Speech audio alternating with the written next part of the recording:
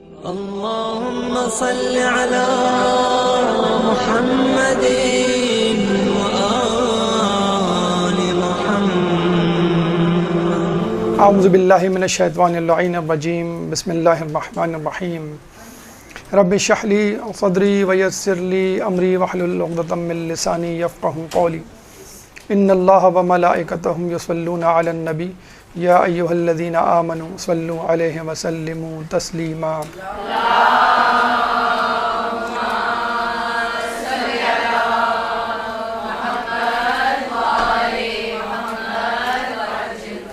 آج ہماری گفتگو کا موضوع ہے شادی زہرا اور اس کے پیغامات. دیکھیے، گفتگو کا آغاز کرنے سے پہلے فلسفہ شادی یا فلسفہ شریک حیات کو سمجھ لیجئے. اللہ تعالی خالق ہونے کی بنیاد پر مکمل ہے، جبکہ اس کے علاوہ تمام مخلوقات مخلوق ہونے کے ناطے نامکمل ہیں. کوئی مخلوق اس بات کا دعویٰ نہیں کر سکتی کہ میں بے نیاز ہوں اور میں کسی کی محتاج نہیں. فقط اللہ ہے جو بے نیاز ہے اور کسی کا محتاج نہیں. اچھا، مثلا ہم پتھر کو دیکھ لیتے ہیں، ہم پانی کو دیکھ لیتے ہیں. یہ اپنی جگہ جامد و ساکت ہیں. اس کے بعد ہم نباتات کو دیکھ لیتے ہیں، جامد و ساکت تو ہیں لیکن نشو و نما ہے اس میں. پھر ہم حیوانات کو دیکھ لیتے ہیں، اس میں حرکت بھی ہے، نشو و نما بھی ہے اور روح بھی ہے. اب انسان، اللہ تعالیٰ نے انسان کو ان تمام مخلوقات سے افضل بنایا اور ممیز بنایا. اور آپ نے سنا ہوگا بہت مرتبہ کہ انسان اشرف المخلوقات اس بنیاد پر ہے کہ وہ عقل رکھتا ہے، جبکہ دیگر مخلوقات یا حیوانات مثلا عقل نہیں رکھتے. لیکن اگر آپ ذرا غور کیجئے تو اللہ تعالیٰ نے ایک اور چیز انسان کو دی ہے جو کسی اور کو نہیں دی. وہ کیا چیز؟ جیسے ابھی ہم نے کہا کہ ہر مخلوق نامکمل ہے اور خالق کائنات مکمل ہے اور وہ بے نیاز ہے. لیکن ان تمام مخلوقات میں انسان واحد مخلوق ہے کہ جس کے اندر اللہ تعالیٰ نے یہ صلاحیت دی کہ اپنے آپ کو مکمل کر سکے. خالق کائنات کے معیار پر نہیں، خالق کائنات کے برابر نہیں، تمام مخلوقات میں اپنے آپ کو مکمل کر سکے. یعنی اس جیسی اکملیت کسی اور مخلوق میں نہیں ہو سکتی. مثلا پانی جتنی کوشش کر لے وہ نباتات میں سے کوئی شجر نہیں بن سکتا. نباتات افضل ہے نا جمادات سے. اسی طرح نباتات کتنی ہی کوشش کر لیں وہ حیوانات نہیں بن سکتی. حیوانات افضل ہیں نباتات سے، زیرو ہیں، وہ زیرو نہیں ہیں. حیوانات کتنی ہی کوشش کر لیں وہ انسان نہیں بن سکتے. اگر ایک گیدڑ ہے پیدائشی تو وہ ہمیشہ گیدڑ رہے گا، وہ اپنے آپ کو امپروو نہیں کر سکتا. اگر ایک گدھا ہے تو گدھا ہی رہے گا، وہ اپنے آپ کو امپروو نہیں کر سکتا. یا کوئی چاہے کہ میں اپنی خصلتوں کو تبدیل کر کے کچھ اور بن جاؤں، یعنی چیتا یا ہرن یا مور یا شیر اپنی اپنی خصلتیں چھوڑ کر کسی اور حیوان کی خصلتیں اپنا لیں، وہ بھی نہیں کر سکتے. یہ بہادری شیر سے مربوط ہے اور مردار کھانا گدھ سے مربوط ہے. مکڑی سے جو ہے وہ ایک جگہ پہ جامد و ساکت رہنا، قناعت کرنا، اس سے مربوط ہے. لیکن انسان ایک واحد مخلوق ہے جو اپنے اندر اکملیت پیدا کر سکتا ہے. مثلا ایک انسان جس کو دیکھ کے شقی القلبی اور اس کے ظلم کو دیکھ کے ہم کیا کہتے ہیں کہ تم تو درندوں سے بھی بدتر ہو. ٹھیک ہے، کچھ عرصے بعد ہم انسان کو دیکھتے ہیں وہ امپروو کرتا ہے، تزکیہ نفس کرتا ہے اپنے آپ کا، تو ہم کیا کہتے ہیں تم تو فرشتوں سے بھی افضل ہو گئے. دیکھیے اس نے امپروو کیا نا اپنے آپ کو. حیوان تھا، حیوان سے بدتر تھا اور فرشتوں سے افضل ہو گیا. تو اللہ تعالیٰ نے عقل کے ساتھ انسان کے اندر ایک صلاحیت دی ہے کہ وہ اپنے آپ کو مکمل کر سکے. اب دیکھیں آہستہ آہستہ انسان اپنے آپ کو مکمل کیسے کرتا ہے. اچھا، یہ جو مکمل کرنے کا سفر ہے یہ ختم نہیں ہوتا. کب ختم ہوتا ہے؟ جب آپ مر جاتے ہیں، بس اس وقت ختم ہوگا.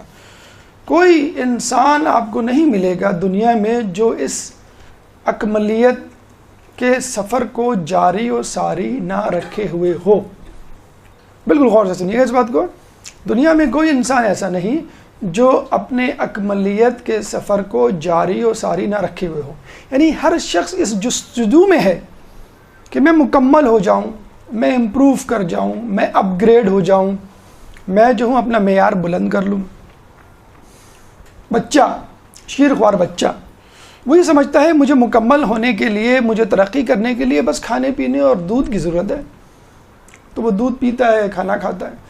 تھوڑا سا بڑا ہوتا ہے وہ بچہ تو کہتا ہے نہیں، کھانے پینے کے علاوہ بھی کچھ چیزیں ہیں، مثلا کھیل کود، اس سے بھی آدمی کی طاقت، توانائی اور حرکت میں اضافہ ہوتا ہے، تفریح ایک کا ذریعہ بھی ہے، تو وہ کھیل کود میں حصہ لینا شروع کر دیتا ہے. پھر تھوڑا سا بڑا ہوتا ہے تو پتہ چلتا ہے کہ نہیں، تعلیم بھی تو ہے جو انسان کو تکمیلیت کے مراحل پہ لے جاتی ہے، انسان کو امپروو کرتی ہے، اس کو برے اور اچھے کی تمیز سکھاتی ہے. وہ اسکول میں داخلہ لیتا ہے، مدرسے میں داخلہ لیتا ہے، ٹھیک ہے. جب اس کی تعلیم مکمل ہو جاتی ہے تو وہ کہتا ہے کہ نہیں، فقط تعلیم کافی نہیں ہے، تعلیم کے ساتھ ساتھ اگر میرے پاس روزگار ہو، میں کچھ کما سکوں اور ضروریات زندگی کو پیدا کر سکوں تو یہ بھی ضروری ہے. اب وہ اس طرف بھی چلا جاتا ہے. تو یہ جو جستجو ہے بچپن سے لے کے جوانی تک کی، یہ کیا ہے؟ اپنے آپ کو مکمل کرنے کی جستجو ہے. بچہ کھاتا پیتا ہے تاکہ زندہ رہے، مکمل تو ہونا بہت دور کی بات ہے، زندہ رہنے کے لیے بھی تو کچھ کرنا ہے آپ کو. بچہ کھیل کود کرتا تاکہ طاقتور بنے، یہ بھی ایک اپنے آپ کو امپروو کرنے کی جو ہے وہ حکمت عملی ہے. علم حاصل کرنا جسم کے لیے نہیں، کم از کم روح کے لیے تو ہے. اپنی روح کو وہ امپروو کرتا ہے، اپنی عقل کو جو ہے وہ اس سے سنوارتا ہے. پھر روزگار، اس کے بعد ایک مرحلے پہ آ کے وہ رک جاتا ہے. اب جو مرحلہ تکمیلیت کا ہے وہ خود اس کے اپنے آپ سے نہیں پورا ہو سکتا، اور وہ ہے تکمیلیت بذریعہ شریک حیات. بھئی دیکھیں نا، اس کو غذا کی ضرورت تھی، غذا لے لی، اس کو تعلیم کی ضرورت تھی، اسے تعلیم لے لی، پیسہ حاصل کر لیا، اب اس کو شریک حیات کی ضرورت ہے. اب وہ یہ نہیں کر سکتا کہ صنف نازک یا اپوزٹ سیکس والے خصوصیات یا چیزیں اپنے اندر پیدا کر لے. یعنی اگر مرد کوئی ایسا کرے کہ وہ کہے کہ بھئی مجھے عورت کی ضرورت نہیں ہے، میں عورتوں والی خصوصیات اپنے اندر خود ہی پیدا کر لوں، تو اس مرد سے ہر کوئی چڑھے گا، ہر کوئی اس کو برا بھلا کہے گا کہ بھئی کیا تم عورتوں کی طرح باتیں کر رہے ہو، کیا تم عورتوں کی طرح اپنا جو ہے تم نے چال ڈھال کر لی ہے، کیا تم عورتوں کی طرح شوخ کپڑے پہن رہے ہو. ٹھیک اسی طرح ایک عورت اگر یہ کہے کہ بھئی مجھے مرد کی ضرورت نہیں ہے، میں خود اپنے اندر مردانہ صفات پیدا کر لیتی ہوں، مثلا وہ مردوں کی طرح ڈریس پہنے، مردوں کی طرح بات کرے، مردوں کی طرح چلے، کوئی بھی نہیں پسند کرے گا اس کو. بلکہ کوئی مرد اس عورت سے شادی نہیں کرنا چاہے گا جس کے اندر مردانہ صفات ہوں، اور کوئی عورت اس مرد سے شادی نہیں کرنا چاہے گی کہ جس کے اندر نسوانی صفات ہوں. اس کا مطلب کیا ہوا؟ مرد کی تکمیل عورت سے ہے اور خالصتاً عورت، اور عورت کی تکمیل مرد سے ہے، وہ بھی خالصتاً مرد. یہ چیز آپ خود سے نہیں پیدا کر سکتے، آپ کو ڈپینڈ کرنا پڑے گا. آپ کے پاس دنیا کی پوری بادشاہت آ جائے تو بھی آپ یہ نہیں کہہ سکتے میں شریک حیات کی محتاجی سے یا شریک حیات سے بے نیاز ہوں. بڑے بڑے بادشاہ گزرے ہیں، انبیاء کو لے لیں، ائمہ کو لے لیں، اولیاء اللہ، مخلصین، تمام کو ایک شریک حیات کی ضرورت رہی ہے. ٹھیک، بلکہ سب سے بڑی مثال یعنی اگر آپ سے کہا جائے کہ بھائی میکسیمم نعمتیں، زیادہ سے زیادہ چیزیں جو آپ حاصل کر سکتے ہیں، معیار مرتبہ، وہ کیا ہے؟ آپ کہیں گے بادشاہت دنیا کی. لیکن دنیا کی بادشاہت سے بھی بلند اور ایک چیز ہے، وہ جنت. آپ نے سنا ہوگا نا، علم جو آپ لکھتے ہیں، ماشاءاللہ جو ابھی آپ لکھ رہے ہیں، ایک حرف کے بدلے 7 شہر دیے جائیں گے. یہ جب بھی آپ لکھ رہے ہیں، ایک حرف کے بدلے 7 شہر، ایک شہر دنیا سے 10 گنا بڑا. تو آپ اندازہ لگا لیجئے. اللہم صلی علی محمد و آل محمد.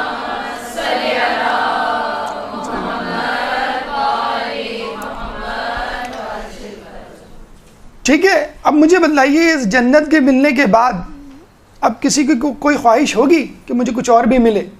جی نہیں ہوگی. اگر ایسا نہ ہوتا تو آدم علیہ السلام جنت حاصل کرنے کے بعد بور نہیں ہوتے. جنت حاصل ہونے کے بعد کیا کہنے لگے وہ؟ نہیں مجھے کوئی شریک حیات چاہیے. ارے آدم، ہم نے تمہیں پوری جنت دے دی، نہیں مجھے شریک حیات چاہیے. تو یہاں سے ہمیں اندازہ ہوا کہ جنت بھی ہے شریک حیات کے بغیر، کیونکہ انسان ادھورا ہے اور اس کا ادھورا پن اس کے شریک حیات سے مکمل ہو سکتا ہے. اگر وہ مرد ہے تو عورت ضروری ہے، اگر وہ عورت ہے تو مرد ضروری ہے. اب اس میں کسی اور چیز کا سہارا نہیں لے سکتے. جس طرح آج کل ہم نے مصنوعی سہارے لیے ہوئے ہیں، دولت کے بلبوتے پہ کہتے ہیں بھئی اب میں شادی کرنے کی مجھے کیا ضرورت. کچھ لوگ ڈگریوں کے بلبوتے پہ کہتے ہیں بھئی میں ٹھیک ہے پڑھا لکھا ہوں کافی ہے، مجھے کوئی شادی وادی کی ضرورت نہیں ہے. یہ نہیں ہو سکتا. آدمی کتنا ہی صاحب اقتدار ہو جائے، کتنا ہی عالم فاضل ہو جائے، کتنا ہی مشہور و معروف ہو جائے، اس کو ایک شریک حیات کی ضرورت رہتی ہے. بس اللہ تعالیٰ نے اسی ادھورے پن کو مکمل کرنے کے لیے شادی جیسا اہم کام، اہم امر یا اہم فریضہ انسان کے ذمہ لگا دیا ہے کہ شادی جو ہے یا نکاح جو ہے وہ رسول کی سنت ہے کہ النکاح سنتی فمن رغب عن سنتی فلیس منی، کہ نکاح میری سنت ہے اور جس نے میری سنت سے روگردانی کی وہ مجھ میں سے نہیں ہے. اگر بے نیازی کی بات ہوتی تو رسول سے زیادہ بے نیاز کون ہو سکتا ہے؟ انبیاء سے زیادہ کون ہو سکتا ہے بے نیاز؟ ائمہ سے زیادہ کون ہو سکتا ہے بے نیاز؟ لیکن تمام لوگوں نے آپ نے دیکھا، بلکہ سختی سے منع کیا گیا. جب 3 اصحاب آئے، ایک نے کہا میں عمر بھر شادی نہیں کروں گا، ایک نے کہا کہ میں جو ہوں گوشت نہیں کھاؤں گا، ایک نے کہا کہ میں گھر میں نہیں رہوں گا، یعنی تینوں نے کہا میں ہم روحانیت کی زندگی گزاریں گے. تو کہتے ہیں کہ رسول اللہ اتنی سرعت سے، اتنے غصے میں ممبر پہ گئے کہ ان کی چادر جو ہے وہ زمین سے گھسٹ رہی تھی، اور آ کے بیٹھے اور ممبر پہ خطبہ دیا. کہنے لگا یہ کس نے کہا ہے؟ دیکھو میں کھانا بھی کھاتا ہوں، میں جو ہوں شادی بھی کرتا ہوں، میں لوگوں کے درمیان بھی رہتا ہوں، بس جو یہ نہیں کرے گا وہ مجھ میں سے نہیں ہے.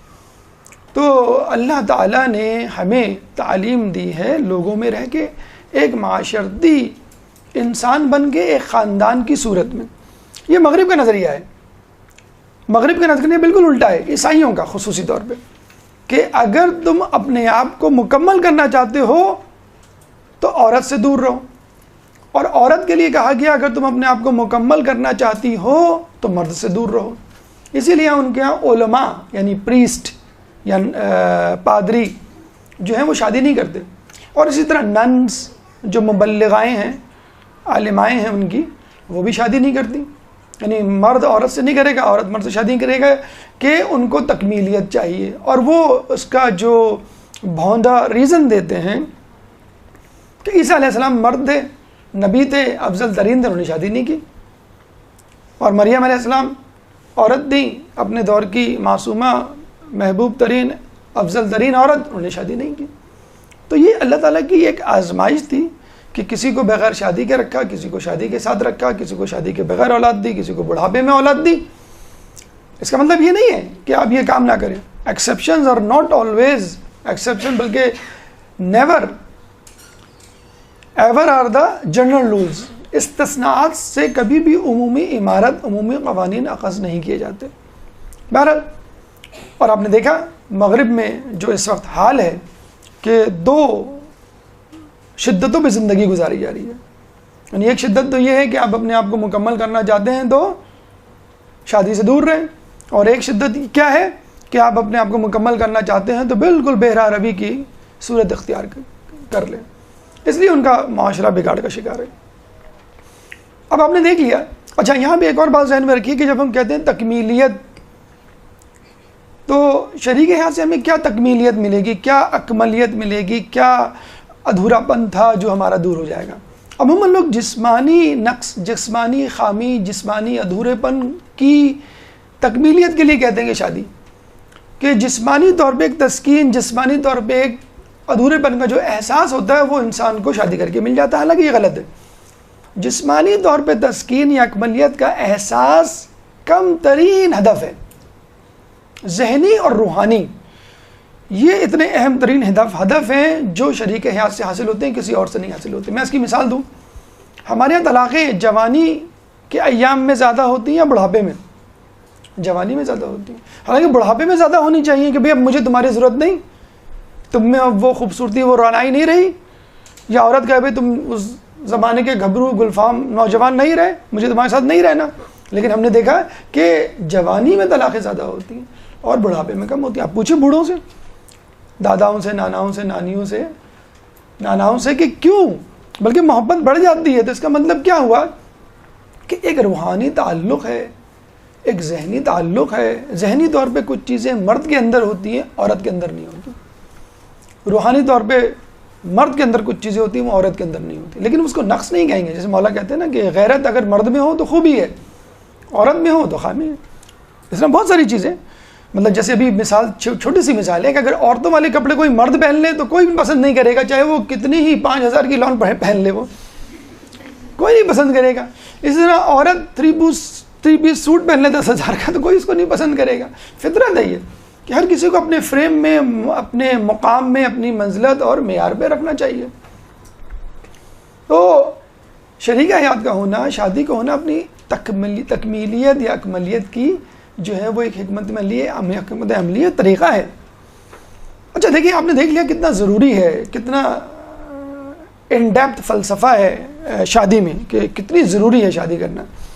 لیکن بڑے افسوس کے ساتھ کہنا پڑتا ہے کہ اسی شادی کو ایک مذاق بنایا ہوا ہے، اور یہ مذاق جو ہے مغرب سے امپورٹ ہوا ہے.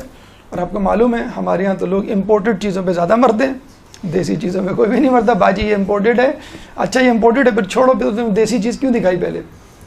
تو مغرب کا مثلا ایک امپورٹڈ قول ہے کہ شادی محبت کا قبرستان ہے. یعنی اگر آپ شادی کریں گے تو محبت ختم ہو جائے گی. یعنی شادی سے پہلے محبت ہوگی، شادی کے بعد نہیں ہوگی. یعنی محبت کو وہ انکریج کرتے ہیں. کون سی محبت؟ وہ ہمارے یہاں کی محبت نہیں، وہ غیر شرعی محبت کو انکریج کرتے ہیں. یعنی شادی سے پہلے جو محبت ہے وہ جائز ہے، جائز نہیں ہے بلکہ بہت اچھی چیز ہے. اور اگر تم نے شادی کر لی، پرانے زمانے کی فلموں اور ڈراموں میں بتایا کرتے تھے جس سے محبت کی اسی سے شادی. آج کل ایسا نہیں ہے. وہ کہتے تھے کہ شادی ہونا اس بات کی دلیل ہے کہ آپ اپنی محبت میں سچے ہیں، یہی تو دلیل ہے، یہی تو سرٹیفکیٹ ہے. اب کہا جاتا نہیں کہ اگر آپ نے شادی کر لی تو آپ نے جو ہے اپنی محبت کو جسے کہتے ہیں ذبح کر دیا، آپ نے جو ہے وہ اس سے برات کا اظہار کر دیا. لطیفے مثلا بنائے جاتے ہیں کہ انسان جو ہے، اگر مثلا ایک اور قول جو ہمارے یہاں پاکستان میں شاید مشہور ہے، اگر کسی نے شادی کر لی، دوستوں میں یہ جملہ مشہور ہے مردوں میں، اگر کسی نے شادی کر لی تو سمجھ لو وہ آدھا مر گیا.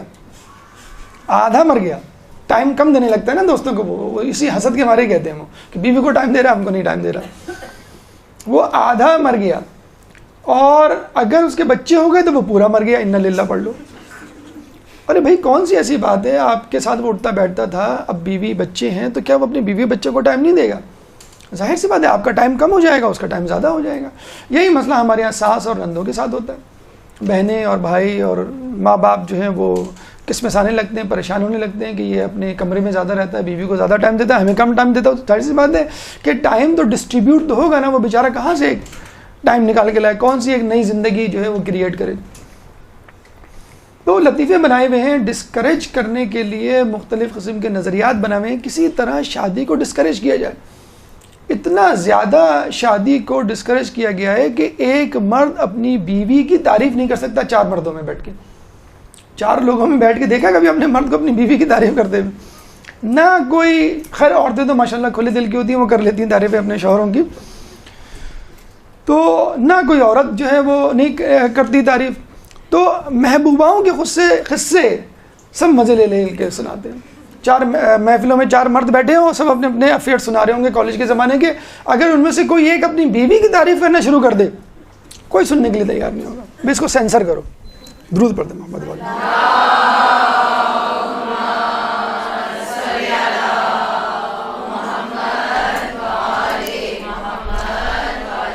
زہد یہ ہے کہ کسی چیز کے جانے کا غم ہو، نہ کسی چیز کے آنے کی خوشی ہو. تو ہم وہ لوگ ہیں جو مذہب اہل بیت کے ذکر پہ اتنا گم رہتے ہیں کہ نہ ہمیں لائٹ کے جانے کا پتہ چلتا ہے نہ لائٹ کے آنے کا. تو جب آپ کا یہ انشاءاللہ ایمان ہو جائے، بلکہ ہوگا ابھی بھی اس وقت، تو سمجھ لیجئے آپ زہد کی منزلوں کو پہنچ گئے. تو آپ نے دیکھا کہ لطیفے مشہور کیے ہوئے ہیں، ڈسکریج کیا جاتا ہے ٹی وی ڈراموں میں. بہرحال اب تو وہ دیکھے جانے والے نہیں رہے، لیکن بتلایا ہمیں یہی گیا ہے کہ گھر میں ناچاتیاں دکھائی گئی ہیں، میاں بیوی کو لڑتے ہوئے دکھایا گیا ہے. اور آفس میں بڑے آپ مسکرا کے سر میں نازک سے بات کر رہے ہیں، یا کوئی لڑکی لڑکے سے بات کر رہی ہے. لیکن گھر میں آ کے آپ دیکھیں بہن بھائیوں میں جو رویہ ہوتا ہے، ماں بیوی اور شوہر کے درمیان جو ربط ہوتا ہے. بلکہ ایک لطیفہ مشہور ہے، کراچی میں رکشے بہت ہیں، آپ کو معلوم کرنا ہو کہ یہ میاں بیوی جا رہے ہیں یا غیر میاں بیوی، تو پیچھے سے آپ دیکھ لیں اگر دونوں ساتھ بیٹھے ہوئے ہیں تو غیر میاں بیوی ہیں، اور دونوں الگ الگ بیٹھے ہوئے ہیں کونے پہ تو سمجھ لیں یہ میاں بیوی ہیں. کسی ریسٹورنٹ میں بھی بیٹھے ہوں گے تو میاں ادھر دیکھ رہے ہوں گے، بیوی کہیں اور دیکھ رہے ہوں گے، ایک دوسرے سے باتیں نہیں. تو یہ دیکھیں یہ مغرب کی الغار ہے، یہ مغرب کی بدعتیں ہیں جو ہمارے ہاں قائم ہو گئی ہیں. اب تو جو سنا گیا ہے کہ ڈراموں میں، پاکستانی ڈراموں میں، ہمارے لوکل چینلز پہ بڈھیوں کے عشق و معاشقے دکھائے جا رہے ہیں، شادی شداؤں کے عشق و معاشقے دکھائے جا رہے ہیں، عورتوں کی زبانوں سے ایسے جملے نکلوائے جا رہے ہیں کہ جو ہے وہ عورت کی شرم و حیا ختم ہو، اور اس کو بولڈنیس کا نام دیا جا رہا ہے. بولڈ اینڈ بیوٹیفل ایک نام سنا ہوگا آپ نے. ایڈ بھی باقاعدہ آتے ہیں، آپ غور سے ان کے جملے سنا کریں کہ وہ جملے میں بولتے کیا ہیں، کہ ابا سے بات کرنے کی کوئی ضرورت نہیں، ابا کو صرف سنا جاتا ہے. تو باقاعدہ جو ہے وہ آپ کو آپشنز دیے جا رہے ہیں، جملے سکھائے جا رہے ہیں، نعرے سکھائے جا رہے ہیں کہ اپنے والدین کی کس طرح نافرمانی کرنی ہے، اور اس کو ماڈرنزم کا نام دیا جا رہا ہے. مطلب جو عورت کھیت میں کام کر رہی ہے وہ بیکورڈ ہے، اور جو جم میں سائیکلنگ مشین پہ سائیکلنگ کر رہی ہے وہ ماڈ ہے. مطلب اس کی مشقت آپ کے نزدیک کچھ بھی نہیں ہے، وہ بیکورڈ ہے. جو حجاب کر رہی ہے وہ بیکورڈ ہے، اور جو بیچز پہ بغیر لباس کے گھوم رہی ہے وہ جو ہے ماڈرن ہے. اگر بے لباسی اور بےہودگی ماڈرنٹی ہوتی تو جانور سب سے زیادہ ماڈرن ہوتے. باحجاب عورتیں نہ ہوتی بیکورڈ، بلکہ نوجوان جو ہے وہ جانور جو ہے وہ سب زیادہ ماڈرن ہوتے. بہرحال تو یہ ہم نے آپ کو بتایا کہ شادی کتنا اہم جز ہے فلسفیانہ نقطہ نگاہ سے، معاشرتی نقطہ نگاہ سے. اور ایک بات میں آپ کو اور بتا دوں کہ مغرب کتنے ہی حربے استعمال کر لے، ہمارے اوپر غالب نہیں آ سکتا. ایک حربہ ایسا ہے جو ہمیں اس کے سامنے ترنے والا بنا کے پیش کر دیتا ہے، اور وہ ایسا حربہ ہے جو اس وقت کراچی، پاکستان، مسلمان گھرانوں میں ہر جگہ موجود ہے. اور وہ کیا ہے؟ فیملی سسٹم کو توڑنا. ہمارا فیملی سسٹم ٹوٹ رہا ہے. ہمارے گھر کا کوئی نہ کوئی فرد ملک سے باہر ہوتا ہے، شوہر باہر، بیوی باہر، بچے باہر، کوئی نہ کوئی باہر ہوتا ہے. تو فیملی ٹوٹ گئی ہے. میاں بیوی بچے ایک ساتھ نظر نہیں آتے، یا میاں اتنا زیادہ مصروف ہے اپنی جاب میں کہ وہ دفتر سے فون کر دیتا اپنے بھائی کو بھی ذرا اپنی بھابھی کو لیتے ہوئے چلے جانا، یا فلاں کو فون کر دیا تم ان کو لیتے ہوئے آ جانا. مطلب اتنے زیادہ مصروفیت دکھاتی ہے. اور پھر طلاقوں کی جو شرحیں بڑھ گئی ہیں. ہمارے ہاں جو ہے پہلے عورت کو، لڑکیوں کو پڑھایا جاتا تھا کہ بھئی علم کے زیور سے آراستہ ہوں، تعلیم و تربیت دونوں چیزیں ہونی چاہیے. اب لڑکیوں کو پڑھایا جاتا ہے، مائیں باقاعدہ یہ جملے کہتی ہیں، شرم آنی چاہیے ماؤں کو یہ جملہ کہتے ہوئے کہ بیٹا اپنے پاؤں پہ کھڑی رہو، انشاءاللہ اگر کوئی مسئلہ ہوا تو بھوکی نہیں مرو گی، تمہارے پاس ڈگری ہوگی، تم جاب کر سکتی ہو. یہ جملے سکھا کے بچی کو رخصت کیا جاتا ہے. یہ جملے سکھا کر بچیوں کو ڈگری اور اعلیٰ تعلیم دلائی جا رہی ہے کہ تمہارے پاس ڈگری ہوگی، تم اعلیٰ تعلیم ہوگی کہ کوئی تمہیں طلاق دینے کی ضرورت نہیں کر سکتا، بلکہ تمہارے پیچھے بھاگیں گے کہ تم کماؤ پوتی ہو، کماؤ پود ہو. لڑکے کے لیے کہا جاتا ہے. اور اگر خدا نخواستہ طلاق کی نوبت آ گئی تو کوئی مسئلہ نہیں، کوئی گھبرانے کی ضرورت نہیں ہے. تم جو ہے وہ خود کما سکتی ہو، خود اپنے آپ کو کھلا سکتی ہو. تو اب عورت جو ہے وہ ڈگری لے کے بجائے اس کے کہ وہ میاں کی فرما بردار بنے، وہ اس کے سامنے مرد بن کے کھڑی ہو جاتی ہے کہ کیا کر لو گے تم؟ طلاق دے دو گے؟ چھوڑ دو گے؟ چھوڑ دو، میں بھی تیار ہوں. تو یہ سکھایا جا رہا ہے عورت کو. اور دوسرا کیا ہے کہ اس کو کیریئر کی دوڑ میں اتنا مشغول کر دیا، اتنا بڑا مسئلہ ہے، لوگوں کو سمجھانا مشکل ہے. پہلے لڑکوں کو سمجھانا مشکل تھا کہ بھئی آپ اتنا لمبا کیریئر کیوں چوز کر کے بیٹھے ہوئے ہیں کہ شادی کی نوبت ہی نہیں آ رہی. 25 سال 30 سال تو نارمل ہے. 30 سال بعد بھی اب جاری بات ایک بندے نے سی اے کی ڈگری لی ہوئی ہوگی تو وہ 10-15 ہزار کی جاب تو نہیں کرے گا. پھر کہے گا میں باہر جاؤں گا. پھر وہ جب باہر جائے گا پھر کہے گا میں ذرا گاڑی اور گھر تو لے لوں پہلے. لوگ کیا کہیں گے؟ آپ ڈاکٹر ہیں، آپ سی اے ہیں، آپ MBA کیے ہوئے، آپ کے پاس یہ چیزیں نہیں ہیں. تو جب تک پیروں پہ کھڑا ہوگا اس کے تن سے جان نکل چکی ہوگی، سفید بال آ چکے ہوں گے. اب اس کو جو ہے وہ کوئی منہ نہیں لگائے گا. آپ جو ہے وہ پیسے کے بلبوتے پہ اپنی پسند کی لڑکی سے شادی نہیں کر سکتے. یہ ایک جملہ بولا جاتا ہے. لڑکی کا بھی یہی حال ہے. اب لڑکیوں کو پروفیشنل کیریئر میں اتنا زیادہ مشغول کر دیا گیا ہے کہ وہ ایک کے بعد ایک ڈگری. شادی کا کہا جائے تو وہ کہتے ہیں نہیں ہمیں شادی نہیں کرنی، اور گویا ان کی زندگی بالکل اسی طرح گزر جاتی ہے. بڑا ایک لطیفہ ہے. اب تو یہ میرے خیال میں دونوں کے لیے قابل اطلاق ہے، مرد کے لیے بھی عورت کے لیے بھی، کہ 20 سال کی لڑکی سے پوچھا جائے تمہارے لیے رشتہ آیا ہے تو کہتی ہے لڑکا کیسا ہے. 25 سال کی لڑکی سے پوچھ کے لیے کہا جائے بھائی تمہارا رشتہ آیا ہے تو وہ کہتی ہے کتنا کماتا ہے. جب 30 سال کی لڑکی سے کہا جائے کہ تمہارا رشتہ آیا تو کہتی ہے کہاں ہے. خیر اس کو آپ چاہیں تو 5 سال آگے بڑھا لیں. لیکن یہ نوبت آ گئی ہے کہ شادی کو کنسیڈر ہی نہیں کیا جا رہا ہے. لیسٹ پرائرٹی میں شامل ہے اس وقت لڑکیوں کی, اور لڑکوں کی تو پہلے بھی نہیں تھا بہت زیادہ پرائرٹی میں شامل, اب لڑکیوں کی پرائرٹی میں بھی شامل نہیں ہے کہ بھئی ہم اکیلے زندگی گزار لیں گے, کوئی ایسا مسئلہ نہیں ہے. اور ہم کو سکھایا یہی جا رہا ہے کہ جب دوستیاں عام ہو چکی ہیں اور دوست بنانے پہ اب کوئی پابندی نہیں, میں دیندار گھرانوں کی بات نہیں کر رہا, الحمدللہ یہ لعنت یہاں نہیں آئی ہے, لیکن بے دین گھرانوں میں بہت زیادہ یہ لعنت آئی ہے. میرا فرینڈ ہے, میری فرینڈ ہے, یہ لعنت بہت زیادہ پھیل گئی ہے. اور اس فرینڈشپ نے جو شادی کا ایک سحر, ایک امیج تھا, وہ ختم کر کے رکھ دیا. اب آدمی کہتا ہے کہ ضرورت کیا. ابھی کل ہی میں نے ایک سنی بات کہ کسی کی شادی ہوئی تھی, 1 مہینے پہلے پتہ چلا کہ اس کی طلاق ہو گئی. میں نے کہا ابھی 1 مہینے پہلے تو شادی ہوئی تھی, کیا جس لڑکی سے شادی ہوئی اس کا کسی اور سے افیئر تھا. لڑکے کو پتہ چلا, لڑکے نے جب لڑکی کے خاندان والوں سے رابطہ کیا تو خاندان والوں نے کہا بھائی تمہیں رہنا ہے تو رہو ورنہ چھوڑ دو. لڑکی کے خاندان والوں نے کہا, خیر لڑکی یہاں کی نہیں تھی, کہیں اور رہ رہی تھی, لیکن دونوں کا تعلق بہرحال پاکستان سے تو تھا.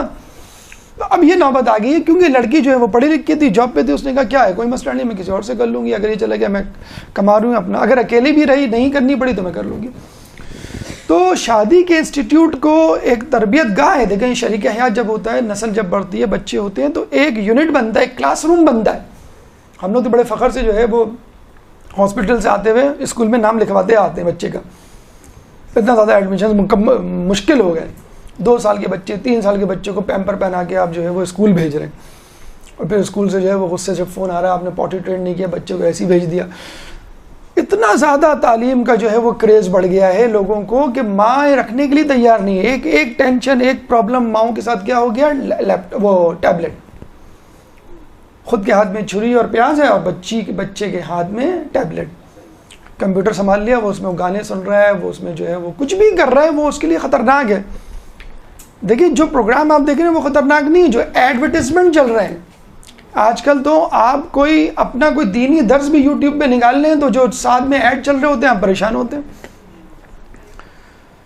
آن لائن ویب سائٹس کے جو ایڈ ہوتے ہیں, بہت ہزاروں چیزیں ان کے پاس بیچنے کی, لیکن خاص چیزوں کے ایڈ دیتے ہیں بس. وہ یہ چیزیں ہمیں لگتا ہے کہ پوری ویب سائٹ پہ یہی چیزیں اور کوئی چیزیں ہی ان کے پاس نہیں ہیں. تو یہ بچوں کو آپ نے جو اپنے آپ سے دور کیا ہوا ہے. اچھا دور کب ہوتا ہے بچہ؟ جب ماں باپ مصروف ہوتے ہیں. دور کب ہوتا ہے؟ جب سنگل فیملی ایک کانسیپٹ لوگوں نے نکال دیا ہے. سنگل فیملی یعنی ماں ہے یا فقط باپ ہے, یا اگر مر چکا ہے اس کا شوہر یا بیوی تو دوسری شادی کرنے کی فکر ہی نہیں ہے, یا طلاق ہو گئی ہے تو دوسری شادی کی ان کو فکر نہیں ہے. بچہ جو ہے اسکول جاتا ہے, پھر ٹیوشن جاتا ہے, پھر جو ہے اپنے لیپ ٹاپ کمپیوٹر کے ساتھ رہتا ہے. اس میڈیا نے مرد اور عورت دونوں کو وقت سے پہلے بالغ کر دیا ہے. تو وہ اپنی بھوک کہاں مٹائیں گے؟ کہیں تو مٹائیں گے, وہ آپ سے پوچھ کے تو نہیں کہیں گے فریج میں کھانا کہاں رکھا ہوا ہے, مجھے بھوک لگ رہی ہے. یہ والی بھوک تو وہ کہیں اور مٹائیں گے, وہ آپ کو تھوڑی بتائیں گے. تو شادی فقط جسمانی, روحانی, ذہنی تسکین کا نام نہیں ہے, ایک نسل کی تربیت ہے. جو ماں سکھا سکتی ہے وہ باپ نہیں سکھا سکتا, اور جو باپ سکھا سکتا ہے وہ ماں نہیں سکھا سکتی. اس لیے اللہ تعالیٰ نے والدین کا پیر رکھا ہے کہ وہ مل جل کر بچے کی تربیت. جو آنکھ باپ دکھا سکتا ہے وہ آنکھیں ماں نہیں دکھا سکتی. جو خوف باپ کا ہوتا ہے وہ خوف ماں کا نہیں ہو سکتا. تو اس کانسیپٹ کو, اس خاندان کے سسٹم کو جس طرح تباہ کیا جا رہا ہے غیر محسوس طریقے سے, اور ہر چیز کو, ہر تعلق کو دوستی کا نام دے دیا گیا. چچا بھی دوست, آپ کے تایا بھی دوست, ماموں بھی دوست, پھوپھی بھی دوست, ہر کوئی آپ کا دوست. اب اس دوستی میں آدمی اوچھے پن پہ اتر آیا, مذاق پہ اتر آیا. ہر بات کرتا ہے تو اس میں مذاق کا پہلو ہوتا ہے. اگر بات پکڑی گئی تو کہہ دیتا ہے میں نے مذاق کیا تھا. تو خدا را اپنے رشتے ناطوں کی عزت کریں, ان کو اہمیت دیں. چچا کا ایک الگ مقام ہے, ماموں کا ایک الگ مقام ہے, پھوپھی کا الگ, ماں کا الگ, باپ کا الگ, بڑے بھائی بڑی بہن کا الگ مقام ہے. سب لوگوں کو دوستی کے ساتھ بریکٹ نہ کرتے چلے جائیں, دوست ایک الگ چیز ہوتی ہے.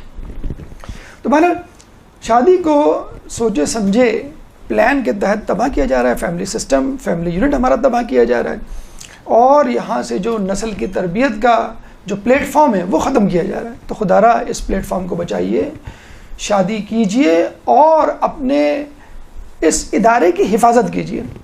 آج چونکہ بی بی کا عقد کا دن ہے، چنانچہ ہم نے ضروری سمجھا کہ بی بی کے عہد کے حوالے سے تاریخی کچھ واقعات، کچھ حقائق آپ کے سامنے رکھیں، اور ان حقائق سے جو ہمیں پیغامات ملتے ہیں وہ آپ کو بتلائیں، اور ان پہ عمل کر کے ہم اپنی زندگیوں کو، ازواجی زندگیوں کو یا گھریلو یا خاندانی امور کو، ہم مسائل کو کس طرح حل کر سکتے ہیں۔ ہماری گفتگو کا پہلا مرحلہ انتخاب شریک حیات۔ ایک درود پڑھ دیں محمد والے محمد۔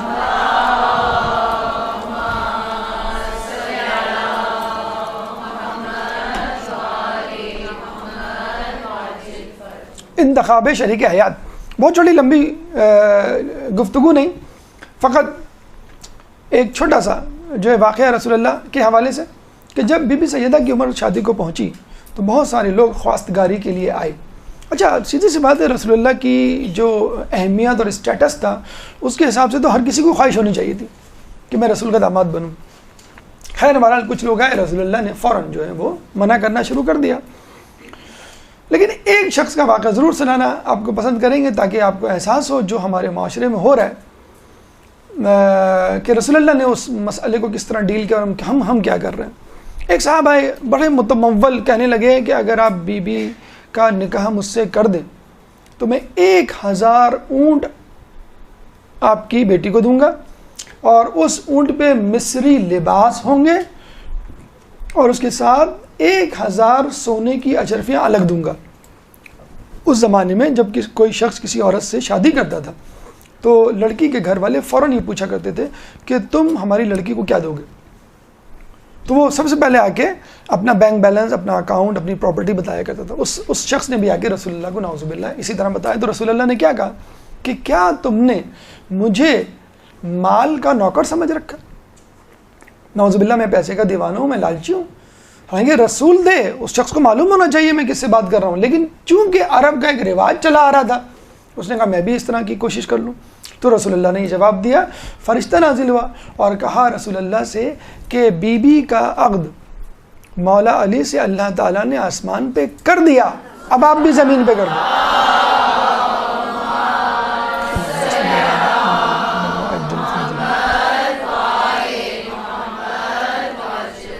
بی بی کا عقد مولا علی سے آسمانوں پہ کر دیا گیا، اب آپ بھی کر دیں، یعنی یہ انتخاب اللہ کی طرف سے تھا۔ اور اللہ سے بہتر انتخاب کس کا؟ اللہ کا بھی اب انتخاب میں، چاہے نبوت ہو، چاہے امامت ہو، چاہے شادی کا انتخاب ہو، اللہ غلطی نہیں کر سکتا۔ اور لوگوں کو بھی اندازہ ہو گیا، مطلب جو ولایت تک کے لیے یہ کہا کرتے ہیں کہ اپنے داماد کو ولی بنا دیا، جانشین بنا دیا، ان سب کو بتا دیا شروع ہی سے کہ میں نے تو داماد کا انتخاب اللہ کی مرضی سے کیا ہے، تو میں اپنے جانشین کا انتخاب اللہ کی مرضی سے کیسے نہیں کروں گا؟ کیسے ممکن ہے؟ دامادی ایک پرسنل معاملہ انسان کا، جس کو لڑکی دے جس کو نہ دے۔ لوگ اپنے بھائیوں کے ہاں لڑکیاں نہیں دیتے، اپنے بہنوں کے ہاں لڑکی نہیں دیتے مثلا، اور کوئی آبجیکشن کرنے والا نہیں ہوتا، بس ٹھیک ہے ہم نہیں دے رہے لڑکی اپنی، غیروں میں دے دیتے ہیں، بلکہ زیادہ تر شادیاں غیروں میں ہوتی ہیں، غیروں میں دے دیتے ہیں، ٹھیک ہے کوئی آبجیکشن، ہماری لڑکی ہماری مرضی، ہم کسی کو بھی دیں۔ تو رسول اللہ کسی کو بھی دے سکتے تھے ایک پرسنل، لیکن اللہ نے فیصلہ دیا۔ تو رسول بتانا چاہ رہے ہیں دیکھو میں داماد کا انتخاب اللہ کی مرضی کے بغیر نہیں کرتا، وما ينطق عن الهوى ان هو الا وحی یوحی، میں تو کوئی بات خدا کے اذن کے بغیر نہیں نکالتا، تو اتنا بڑا فیصلہ میں کیسے کر لوں؟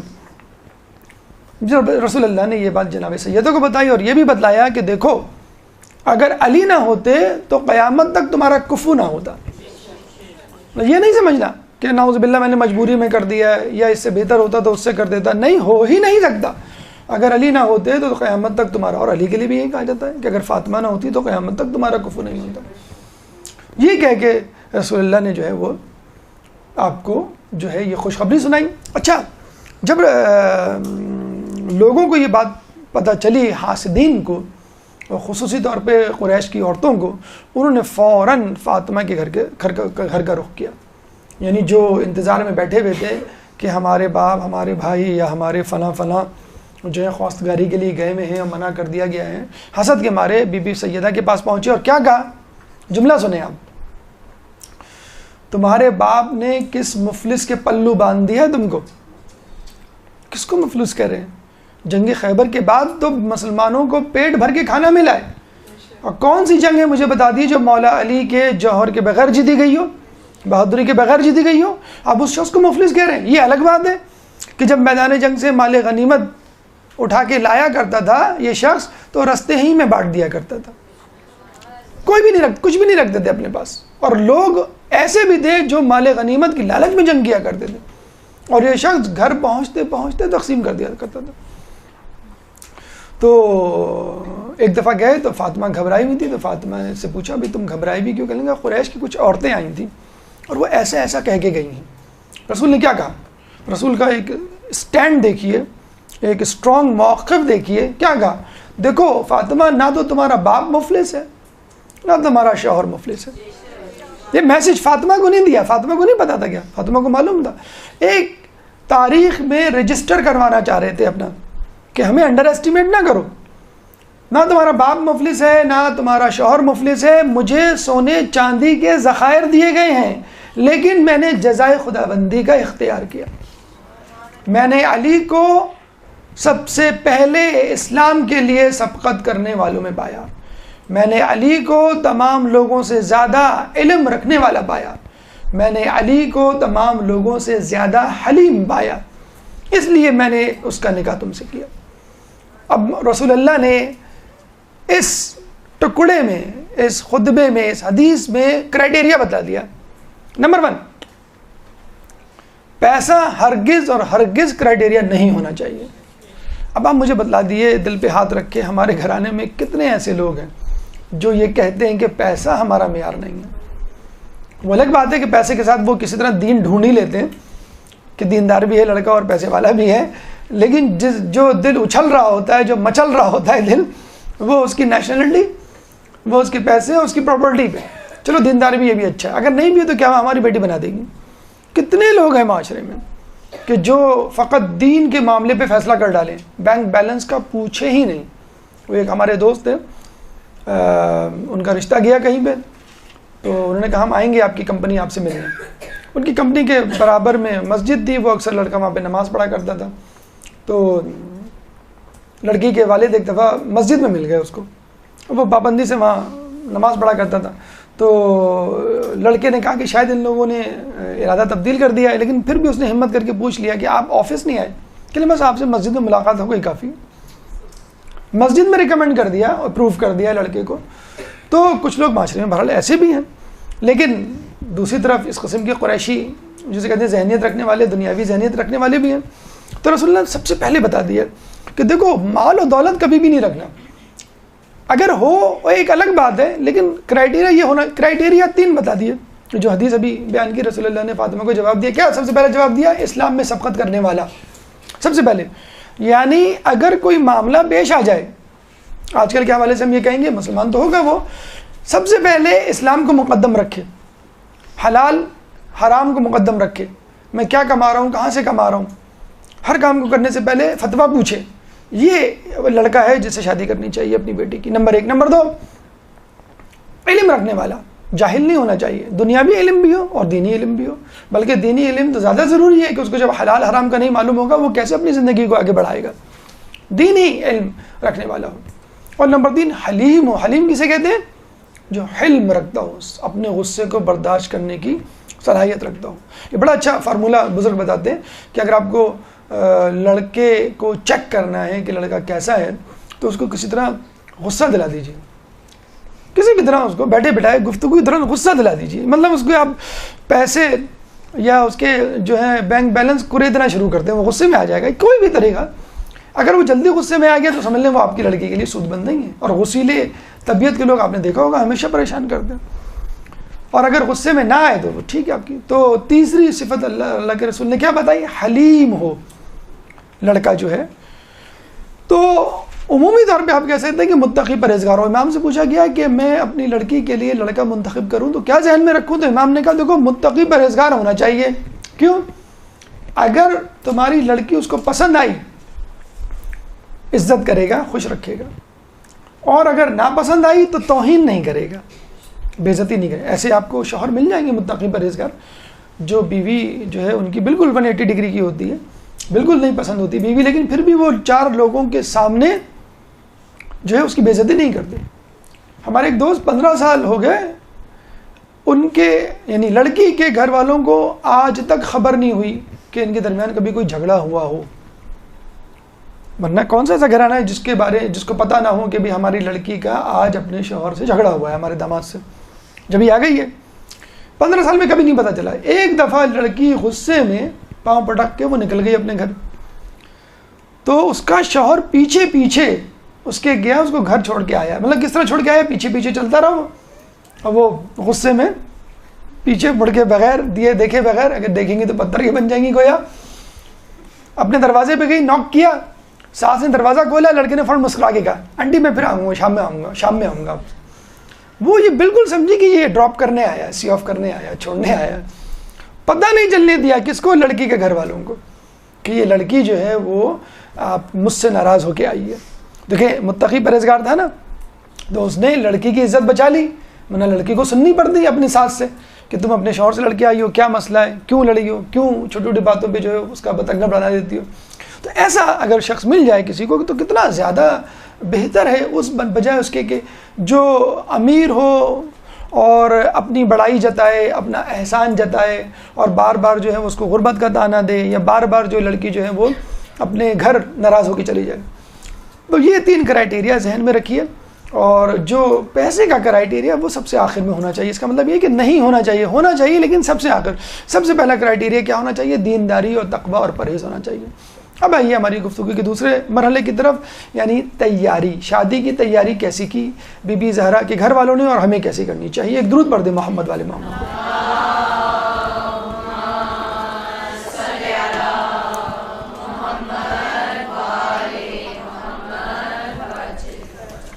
اچھا، جب لوگوں کو یقین ہو گیا کہ رسول اللہ کسی سے شادی نہیں کریں گے، علی سے کریں گے، تو لوگ علی کے پاس گئے کہ بھئی اب تم ہی خواستگاری کر دو تاکہ دوسرے لوگ چپ ہو کے بیٹھ جائیں، پریشان نہ ہوں. علی نے کیا کہا؟ مجھے خواستگاری کرتے ہوئے شرم آتی ہے. اب بتائیں، اتنا شجیع، اتنا محبوب رسول کا، جنگوں میں اپنے جوہر دکھانے والا رسول، اس کی تعریف کرتے نہیں تک، اتنے القابات کا متحمل، اور وہ کہہ رہا مجھے شرم آتی ہے خواستگاری. خیر کسی طرح لوگ ان کو پکڑ کے لے ہی گئے، مطلب اس کو محاورے میں یہی کہنا چاہیے. اور وہ بڑے ڈرتے کتابوں میں لکھا ہے، بڑے شرمندہ سر جھکا کہ انہوں نے خواستگاری کی. تو رسول بہرحال خوش تو ہونا تھا، ان کو معلوم تھا کہ یہ ہوگا اور یہ امر خداوندی بھی ہے.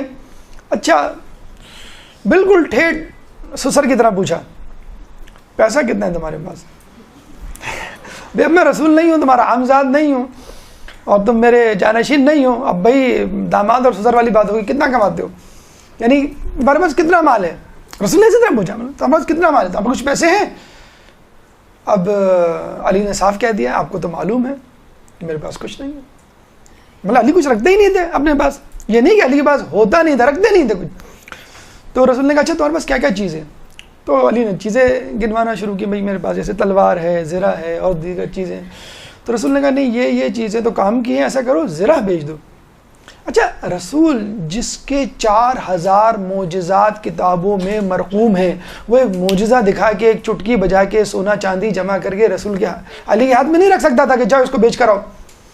زرہ بکوانی ضروری تھی، نعوذ باللہ بے عزتی کروانی، نعوذ باللہ.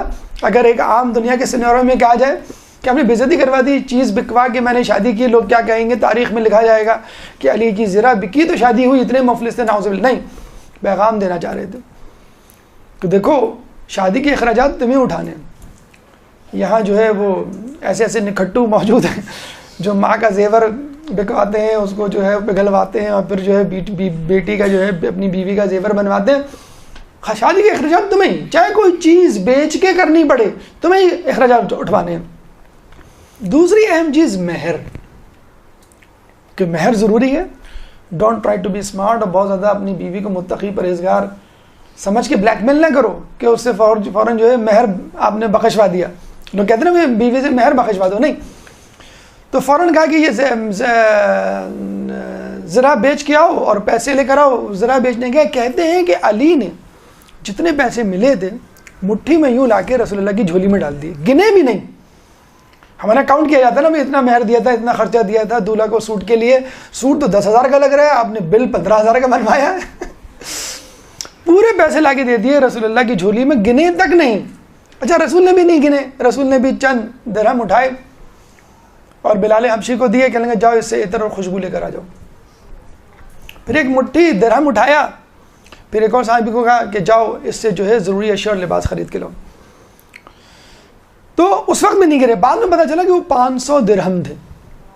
جب یہ چیزیں آ گئیں 16 یا 26 چیزیں ملتی ہیں, برتن تھے, کپڑے تھے, بستر تھا, جو بھی ضروری اشیاء تھیں وہ آ گئیں, تو رسول اللہ نے کہا کہ بارک اللہ لأہل بیت, کہ اللہ تعالیٰ ان چیزوں کو اہل بیت کے لیے مبارک کرے. رسول اللہ نے دے دیا. اچھا اب یہاں ہمیں کیا پتہ چلتا ہے؟ مہر کی امپورٹنس, کی مہر ہونا چاہیے. یہاں ہمیں کیا پتہ چلتا ہے؟ جہیز کی امپورٹنس. سوری ٹو سے, جہیز امپورٹنٹ ہے, بہت ضروری ہے, جہیز دینا چاہیے, لیکن مہر کی رقم سے. یہ انگوٹھا میں مردوں کو دکھا رہا ہوں. مہر کی رقم سے دینا چاہیے. آپ جو ہے لڑکی والوں پہ 500 درہم تھے مہر کے, رسول اللہ نے چیزیں منگوائیں 63 درہم کی چیزیں آئیں. تو جہیز کہاں سے آیا؟ مہر کی رقم سے آیا. اچھا ابھی بھی عرب کنٹریز میں یہی رول ہے, وہاں کے لڑکے جو ہیں وہ سر پکڑ کے بیٹھے ہوئے ہوتے ہیں کہ مہر کی رقم کہاں سے پیدا کریں. 5-5 6-6 سال کی سیلری جمع کرتے ہیں, تب کہیں جا کے مہر کی رقم بنتی ہے, پھر کہیں جا کے شادی کرتے ہیں. بہت مشکل ہے عرب ممالک میں. تو یہاں تو ماشاءاللہ بڑا آسان ہے شادی کرنا, اور شادی کر کے بھی آپ احسان جتا رہے ہوتے ہیں لڑکی والوں پہ, لکھوا رہے ہوتے ہیں کہ مجھے جہیز میں یہ چاہیے, جہیز. اچھا دیکھیں جہیز آپ دیکھیں ضرورت کی اشیاء تھیں جو ہونی چاہیے, سامان تعیشات نہیں تھا. لڑکے والے آئے, لڑکے والوں کے پاس بھائی وہ جہیز لکھوانا ہے, ہم کو جہیز لکھوانا ہے. جی جو چیزیں ہیں کوئی خاص چیزیں نہیں ہیں, بس ٹر دے دیے گا. انہوں نے کہا کیا ٹر دے دیں؟ بھائی موٹر دے دیں, کمپیوٹر دے دیں, پرنٹر دے دیں, ریفریجریٹر دے دیں, جنریٹر دے دیں. کہلیں ہم آپ کے ایک مسٹر کے لیے اتنے سارے ٹر نہیں دے سکتے. لے جائیں اپنے مسٹر کو آپ, ہمیں یہ ٹر نہیں چاہیے, عمر بھر ٹر سننی پڑے گی. جنریٹر خراب ہو گیا, اپنی اماں کو بولو کیسا دیا تھا, دوسرا لے کر آئیں. تو یہاں پہ جو ہے وہ ٹر جو ہے وہ رٹ لگائی ہوئی, آپ نے لسٹ بنا کے دی. اچھا یہ عجیب کانسیپٹ ہے, یہ سمجھ میں مجھے بچپن سے نہیں آتا. میں بچپن سے اس بات کے خلاف ہوں. یہ نہیں کہ جب شعور کی منزل کو پہنچا کہ جہیز کی باقاعدہ نمائش کی جاتی ہے, جہیز کی نمائش کی جاتی ہے. ہاں بھائی لڑکی کا جہیز کا, ہاں بھائی اس کمرے میں آ جاؤ. اتنے لمبے بستر پہ اور اتنی ساری چیزیں, یہ دیا. مجھے بتائیں جو نہیں دے سکتا اس کے دل پہ چھریاں چلتی ہوں گی کہ نہیں؟ نمبر 1. نمبر 2, آپ نے ریاکاری کی. نمبر 3, ہو ہی نہیں سکتا ان خواتین میں کوئی بی جمالو نہ ہو جو نقص نہ نکالے. یہ کیا دے دیا؟ یہ تو آؤٹ ڈیٹڈ ہو چکا ہے. وہ اصل میں ہم نے 10 سال پہلے جمع کیا تھا لڑکی کے لیے. آج کا تو نہیں پتا, لیکن ہمارے زمانے میں ہوتا تھا کہ مائیں جو ہیں وہ لڑکی کے بچپن سے اس کا جہیز جمع کرتی تھی. بہت بڑا اتنا اونچا صندوق ہوا کرتا تھا, اس صندوق میں وہ جہیز جمع ہوتا تھا. رکابیاں جمع ہو رہی ہیں, چمچہ, کفگیر, کسی نے گفٹ دے دیا, بڑی اچھی کفگیر ہے, یہ جہیز کے لیے رکھ لو. مائیں ماشاءاللہ بڑا ہمیں وہ ہوتا تھا کہ مائیں جو ہیں وہ ضرورت کی استعمال کی چیزیں خود نہیں استعمال کر رہی, بیٹی کے لیے رکھ رہی ہیں. 10 سال 20 سال بعد اس کی شادی ہونی ہے اور وہ جہیز جمع ہو رہا ہے, اور جہیز کی نمائش. اور آپ نے دیکھ لیا, دیکھیں اسلام جو ہے وہ پابندی اور سختی اور رہبانیت کا مذہب نہیں ہے. رسول کیا اچھا لوگ یہ کہتے ہیں مہر ایک ٹرسٹ, وہ دیکھا جائے تو ایک سیکیورٹی ہے عورت کے لیے. تو نعوذ باللہ رسول اللہ مولا سے سیکیورٹی مانگ رہے ہیں, مولا علی سے کہہ رہے ہیں تم میری بیٹی کی سیکیورٹی. تو مہر کیا سیکیورٹی تو ہے, بتا رہے ہیں کہ سیکیورٹی سمجھو یا شک سمجھو. ایک شک لوگ کہتے ہیں آپ نے اپنے شک کر رہے ہیں جو اتنا بھاری مہر رکھ رہے ہیں. لوگ یہ بھی کہتے ہیں بھئی عام ایوریج کا جو بھی مہر ہوتا ہے وہ رکھے. تو مہر بھی ضروری ہے, جہیز بھی ضروری ہے. مہر کی رقم سے جہیز ہونا چاہیے. اب آپ کیلکولیٹ کیجئے مہر کتنا ہونا چاہیے, جہیز کتنا ہونا چاہیے. جتنا مہر رکھنا رکھے, جتنا جہیز دینا دے. 500 درہم کا مہر تھا اور 63 درہم کا جہیز تھا. نکالے ریشو کتنا بنتا ہے؟ 10% بنتا ہے, تقریباً 10-12% بنتا ہے. تو اس کا مطلب یہ ہوا کہ اگر جہیز 1 لاکھ کا ہے تو مہر کتنا ہونا چاہیے؟ 10 لاکھ. 10% 10 لاکھ ہونا چاہیے مہر. کوئی ہے بیوقوف جو دے گا؟ کبھی دیکھا آپ نے کہ جہیز کم ہو مہر کی رقم زیادہ ہو؟ کبھی نہیں ہوتا, مہر کم ہوتا ہے. مہر کی جب بات آتی ہے جی وہ اصل میں بیٹے کی ابھی نئی جاب لگی ہے اور پتہ نہیں کیا کیا جو بہانے اور وہ آنے شروع ہو جاتے ہیں. تو مہر کی رقم سے جہیز کا انتظام ہونا چاہیے. اور اگر ایسا نہیں ہوگا, جیسے الٹا جیسے ہو رہا ہے ہمارے یہاں, تو وہی ہوگا جو ہمارے معاشرے میں ہو رہا ہے کہ لڑکی کے ہونے پہ منہ بنا کریں گے. اور لڑکے کے ہونے پہ جو ہے وہ منہ کھل جائے گا. آپ خود بتائیں کہ عورت کفالت کی ذمہ دار ہے یا مرد کفالت کا ذمہ دار ہے؟ تو مرد کو بھی شادی کرتے وقت یہ سوچنا چاہیے کہ میں ابھی سے اس کو بتا رہا ہوں کہ میری زندگی، آنے والی زندگی تم پر منحصر ہوگی، یعنی تم میرے لیے یہ چیزیں لے کر آؤ یا میرے لیے جو ہے وہ سامان زندگی پیدا کرو. مہر بھی ضروری ہے، جہیز بھی ضروری ہے، لیکن مہر جو ہے فوراً دیا جائے، یعنی مولا علی نے فوراً دیا. خیر شریعت میں گنجائش ہے، موجل اور معجل دونوں ہوتا ہے. ایک اور ٹرینڈ چلا ہوا ہے معجل یعنی فوراً دیا جانے والا، اور موجل جو ڈیمانڈ پہ دیا جائے. تو معجل جو ہے وہ 1000-2000 لوگ رکھ لیتے ہیں، اور موجل جو ہے وہ لاکھوں میں رکھ لیتے ہیں. یہ بھی ایک مذاق ہے جو کیا جا رہا ہے. تو بہتر یہی ہے کہ مہر زیادہ سے زیادہ دیا جائے، اور شادی سے پہلے دے دیا جائے، بہت جلدی دے دیا جائے. تو خود عورت کا یہ اس کی اپنی ملکیت ہے، اسے وہ حج بھی کر سکتی ہے. اب یہ نہیں کہ آپ نے لے لیا کہ چلو تمہاری چیز میری چیز، میری چیز تمہاری چیز، یہ ادھر لاؤ، اور آپ نے لے کے رکھ لی. تو جہیز بھی ضروری ہے، مہر بھی ضروری ہے. جہیز مہر سے ہو، اور جہیز اور مہر میں ریشو آپ نے دیکھ لیا. مولا علی کی سنت پہ عمل کرتے ہیں، مولا علی کے اگر نعرے لگاتے ہیں، بی بی سیدہ کی کنیز اپنے آپ کو کہتے ہیں، تو ریشو یہ ہونا چاہیے. ایک درود پڑھ دے محمد والے محمد پہ.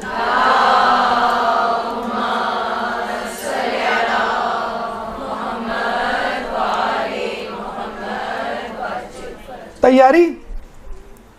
اس کے بعد رخصتی. کہتے ہیں کہ بی بی کے حق اور رخصتی کے درمیان وقفہ تھا. اب کتنا تھا؟ مختلف روایتیں ہیں. 19 دن، 1 سال 19 دن، 6 مہینے، 1 مہینے، تمام چیزیں ہمیں کتابوں میں ملتی ہیں. 19 دن اس لیے کہ 19 ذی الحجہ جو ان کی رخصتی کا دن ہے. ٹھیک ہے. 1 سال 19 اس لیے کہ کچھ روایتوں میں 6 مہینے اور 1 مہینے کا تذکرہ، تو لوگ کہتے ہیں شاید 19 دن نہیں ہو سکتے، 1 سال 19 دن. لیکن یہ بات تاریخ میں ہے کہ دن اتنے ہو گئے تھے کہ لوگوں نے باقاعدہ علی سے آگے کہا تھا کہ تم ابھی تک فاطمہ کو گھر لے کے نہیں آئے. باقاعدہ ازواج مطہرات گئی تھیں علی کے پاس کہ تم نے ابھی تک رخصتی کا کیوں نہیں تذکرہ کیا رسول اللہ سے. پھر وہی بات، علی کی شرم آڑے آ گئی، مجھے شرم آتی ہے. کہتے ہیں لوگ وہی محاورے کے طور پہ کہ لوگ باقاعدہ پکڑ کے لے گئے بھائی اب کہو. وہ کہتے ہیں کہ سر جھکا کے شرمندہ کانپتے ہوئے، پسینہ ان کے چہرے پہ، جس طرح خواستگاری میں ہوا تھا رخصتی کا، رسول اللہ سے تذکرہ کیا. پھر رسول اللہ نے ازواج مطہرات کو بلایا اور کہا بھئی حجلے عروسی تیار کرو. سلمہ کا کمرہ منتخب کیا گیا. سلمہ کے بارے میں کہا جاتا ہے، بلکہ آپ نے ان کے روایتوں میں حدیث قصہ میں بھی ان کا نام سنا ہوگا، جب انہوں نے کہا تھا کہ میں بھی آ سکتی ہوں، تو رسول اللہ نے کہا تھا کہ تم خیر پر ہو لیکن اس میں نہیں آ سکتی. بڑا ایک سرٹیفکیٹ دے دیا تھا ان کو کہ تم خیر پر ہو. یہ وہی سلمہ ہیں جنہوں نے کربلا کا جو ہے وہ خواب دیکھا تھا، یا رسول اللہ نے ان کو خواب سنایا تھا.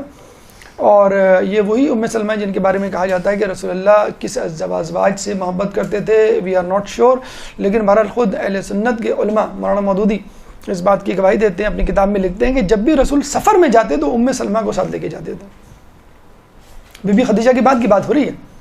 بی بی خدیجہ جب تھیں تو وہ تو نو ڈاؤٹ وہ تھیں یا نہیں تھیں، ہمارے نزدیک سب سے بہتر زوجہ بی بی خدیجہ تھیں، جس کا تذکرہ خود رسول اللہ نے بھی کیا ہے ایک زوجہ کے سامنے، کہ جب انہوں نے بی بی خدیجہ کو یاد کرنے پہ تھوڑا سا جو ہے وہ منہ بنایا تھا، تو رسول اللہ نے کہا کہ اس نے اس وقت جو ہے میری مدد کی جب لوگوں نے مدد سے ہاتھ کھینچ لی تھی، اور اس وقت جو ہے میری مجھے تسلی دی جب کوئی مجھے پوچھنے والا نہیں تھا. تو بہرحال سلمہ کے کمرے کو حجلہ عروسی، یہ ان کا ایک بہت بڑا اعزاز ہے سلمہ کا، ان کے کمرے کو حجلہ عروسی بنایا گیا، اور رسول اللہ نے کہا کہ تم جو ہے فاطمہ کو تیار کرو. کہتے ہیں کہ فاطمہ کے جسم سے ایک لباس سے ایسی خوشبو آ رہی تھی کہ ازواج مطہرات پوچھے بغیر نہ رہ سکی کہ یہ کیسی خوشبو ہے. رسول اللہ نے جو عطر اور خوشبو منگوائی تھی 500 درہم میں سے کچھ پیسے دے کر، وہ ایسی خوشبو تو نہیں تھی. تو بی بی نے بتایا کہ رسول اللہ کے پاس ایک شخص آیا کرتا تھا، اور جب وہ چلا جایا کرتا تھا تو رسول اللہ کہتے تھے کہ یہ جو گری ہیں چیزیں، عنبر کے ٹکڑے، وہ اٹھا کے محفوظ کر لو. تو بعد میں پتہ چلا کہ وہ وحی قلبی صحابی تھے، اور وہ وحی قلبی بھی نہیں تھے، جبرائیل وحی قلبی کی صورت میں آیا کرتے تھے. بہت خوبصورت ان کے صحابی تھے. جبرائیل آتے تھے، جب وہ اٹھ کے جایا کرتے تھے ان کے پروں سے عنبر کے ٹکڑے گرتے تھے. رسول کہتے تھے فاطمہ ان ٹکڑوں کو جمع کر کے سنبھال لو. وہ خوشبو جو ہے بی بی نے استعمال کی، تو جس کے لیے لوگوں نے کہا کہ ہم نے آج تک ایسی خوشبو جو ہے وہ نہیں سونگھی. بہرحال رخصتی ہوئی اور آپ کو رخصت کیا گیا. یہاں بھی ایک بات ذہن میں رکھ لیجئے جو تھوڑا سا مغرب کا ٹرینڈ ہمارے یہاں آ گیا ہے کہ انڈرسٹینڈنگ، لڑکی یا لڑکے کی ملاقاتیں باہر کہیں ریسٹورنٹ میں کہ انڈرسٹینڈنگ پیدا ہو جائے.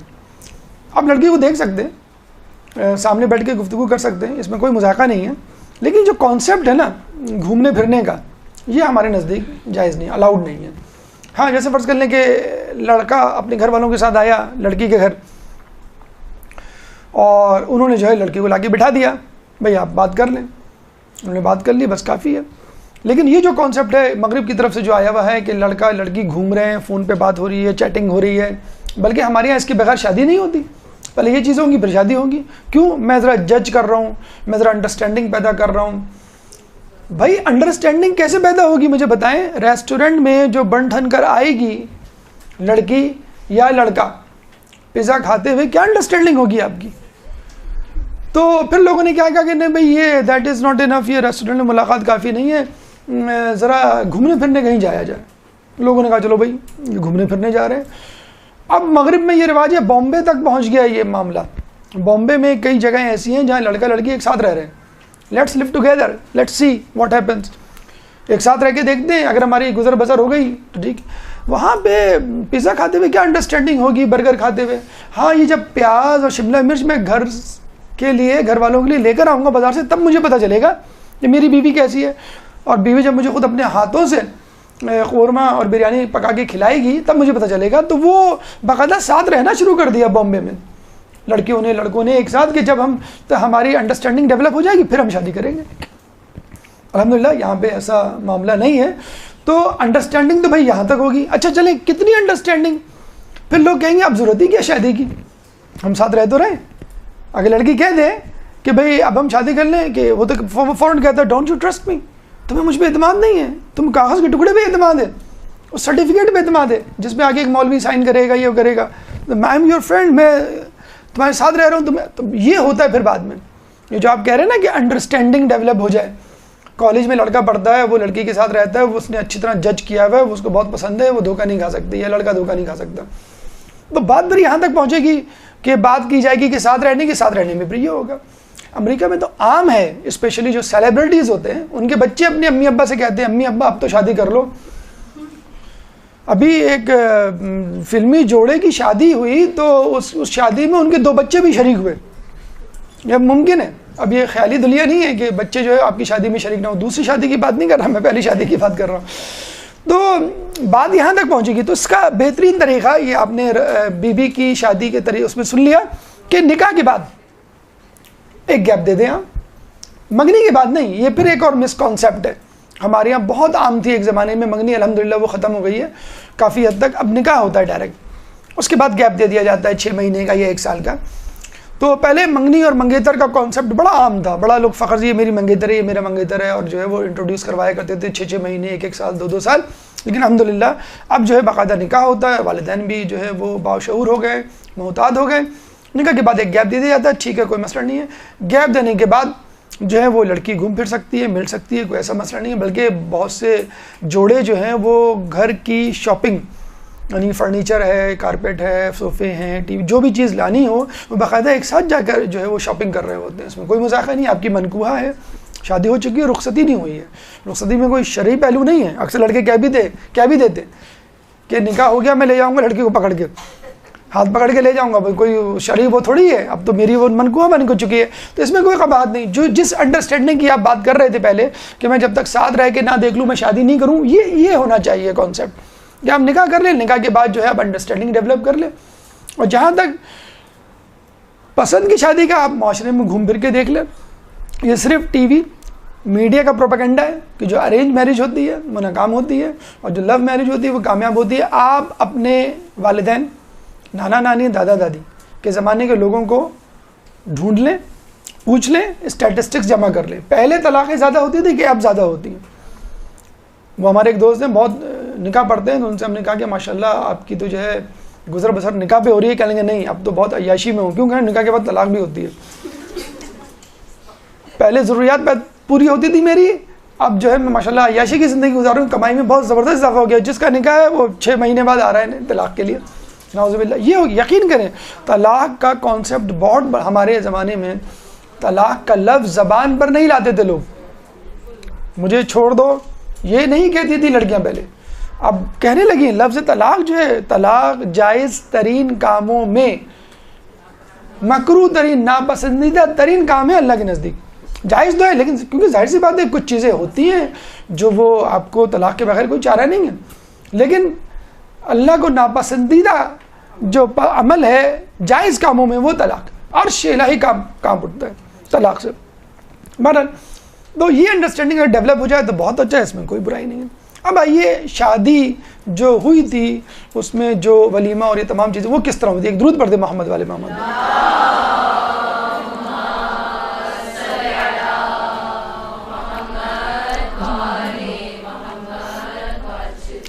اچھا ولیمہ ظاہر بات ہے رخصتی کے بعد تو رسول اللہ نے کہا, یعنی سسر نے اپنے داماد سے کہا کہ ولیمے کے کھانے میں گوشت اور روٹیاں میرے ذمے اور گھی اور خرما یعنی کھجوریں تمہارے ذمے, یعنی کھانا ہمارے ذمے, کولڈ ڈرنک تمہارے ذمے یا سویٹ ڈش تمہارے ذمے.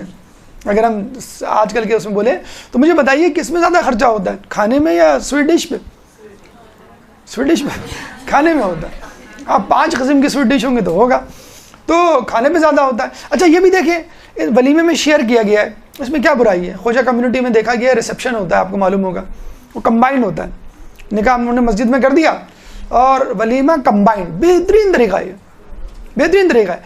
اگر امام بارگاہ میں نکاح ہوگا بیجابی نہیں ہوگی, امام بارگاہ میں نکاح ہوگا زرق برق لباس پہن کے نہیں آئے گا کوئی, حجاب میں جب ہوں گی تو کون زرق برق لباس پہن کے آئے گا.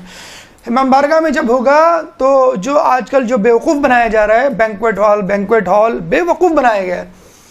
آپ شادی بارش کے سیزن میں کیوں کر رہے ہیں؟ یہی کانسیپٹ دیتے ہیں نا وہ, بھائی بارش ہوگی تو ہم سے مت گئیے گا. 10 15 50 ہزار کے ہال کو 4-5 لاکھ کا ہال بنا دیا گیا ہے, بیٹھے بٹھائے بنا دیا گیا ہے. 4-5 لاکھ آپ کتنے گھنٹے گزارتے ہیں مجھے بتائیں. شرم آنی چاہیے, یقین کریں غصہ آتا ہے. آپ نے 4 لاکھ بینکویٹ ہال کے پے کیے, 4 گھنٹے بعد وہ لائٹیں بند کرنا شروع کر دیتا ہے. شرم نہیں آتی ان لوگوں کو. 4 لاکھ ہم نے دیے ہیں, 4 گھنٹے ہمیں جو ہے وہ گزارنا مشکل ہو رہا ہے. آپ کو معلوم ہے لوگ پہنچتے کب ہیں؟ 11 بجے پہنچتے, وہ 1 بجے 12 بجے لائٹیں بند کرنا شروع کر دیں. شرم نہیں آتی ان لوگوں کو. بیوقوف بنا رہے, ہم بھی بیوقوف بن رہے ہیں. ہم ہیں اس قابل کہ ہم بیوقوف بنیں اور وہ ہم سے پیسے ایڈیں. تو بہترین طریقہ یہ ہے کہ امام بارگاہ میں شادی کریں اور ولیمے کے لیے کسی کمیونٹی ہال کا انتخاب کریں. آج کل ہمارے کمیونٹی ہال بن گئے, بلکہ اگر چاہیں تو خود مسجد کے ساتھ جو گراؤنڈز ہوتے ہیں وہ ایک الگ بات ہے. لوگ کیا کہیں گے, یہ ایک بڑا مسئلہ ہے ہمارے معاشرے میں. ایک بڑا اچھا جملہ اس لیے کہا جاتا ہے کہ 25 سال تک لوگ کیا کہتے ہیں, لوگ جو بھی کہیں میں وہی کروں گا جو میری مرضی ہے, یعنی لوگوں کی باتوں کی میں پرواہ نہیں کروں گا.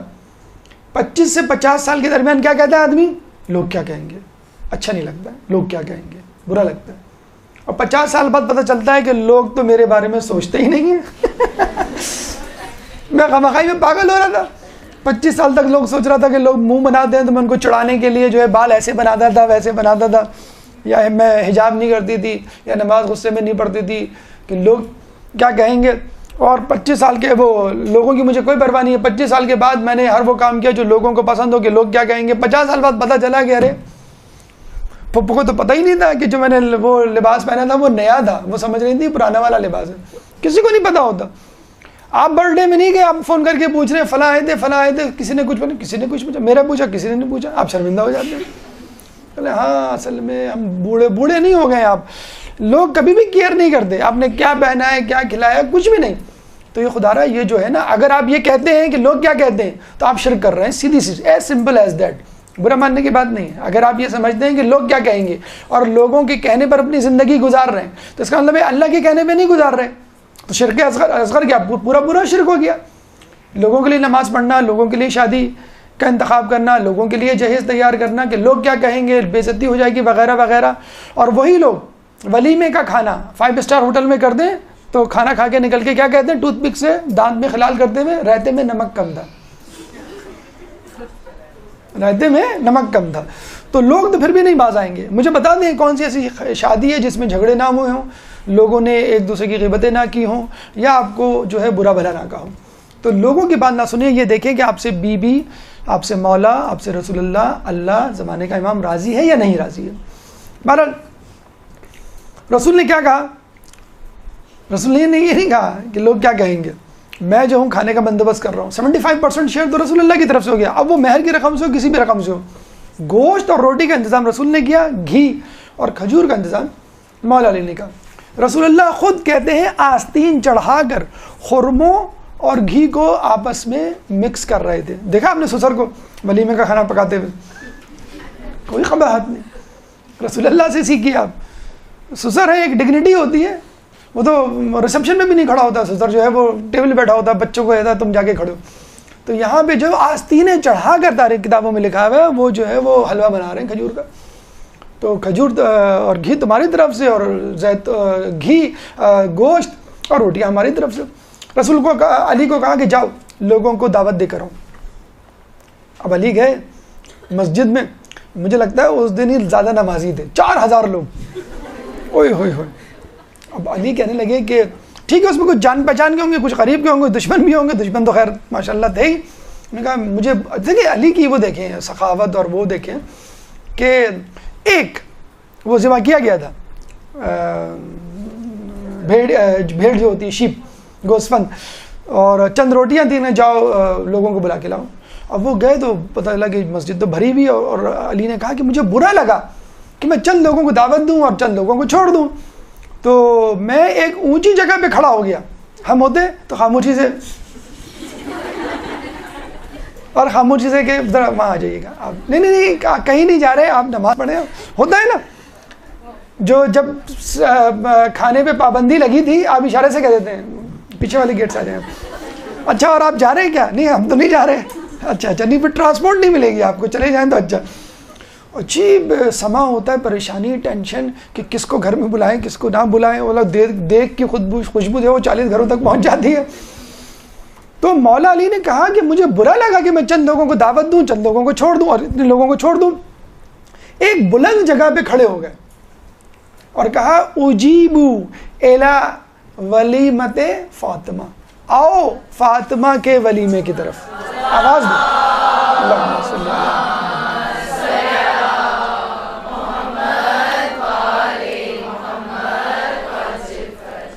ہم ہوتے ہیں سب سے بڑی جو ڈیوٹی ہمیں اپنے زندگی میں لگی وہ دیکھ پہ. جب کوئی ڈیوٹی لگا دے نا, دیکھ پہ کھڑے رہو, اور کھانا بھی نہ کھاؤ, دیکھ پہ بھی کھڑے رہو. لوگ دیگوں پہ کھڑے رہتے ہیں کہ ویٹر اپنا پیسہ کھانا نہ لے جائے, ماسی نہ لے جائے, وہ پتہ لگا کہ بلی لے جاتی ہے کھانے کو, لوگ کیا لیں گے. تو اتنا زیادہ کنجوسی, ٹھیک ہے چوری چکاری اپنی جگہ ہے, لیکن بہرحال دل کھلا رکھنا چاہیے. ولیمہ جتنے زیادہ لوگ شریک ہوں اتنا بہتر ہے. جب لوگ آئے تو علی تھوڑے سے آنکھوں میں رسول اللہ کو دیکھا کہ اتنے سارے لوگ ہیں, لیکن اب بہرحال آپ کو معلوم ہے کہ میں مولا ہوں, میں سخی ہوں, علی ہوں میں. تو رسول نے بھی کہا کہ گھبراؤ مت, کھانا میں نکالوں گا. ہم کہتے ہیں نا دیکھ کاٹنا, تو دیکھ رسول اللہ نے کاٹی, میں کاٹوں گا دیکھ, میں نکالوں گا کھانا. تو رسول نے جو ہے وہ رکابی ہٹا کے کھانا نکالنا شروع کیا. ایک بھیڑ کا گوشت کتنے لوگ 17 آدمی کھا سکتے ہیں, 18 آدمی 25 لوگ کھا سکتے ہیں. 4000 لوگوں نے سیر ہو کے کھانا کھایا. اللہم صلی علی محمد وعلی محمد.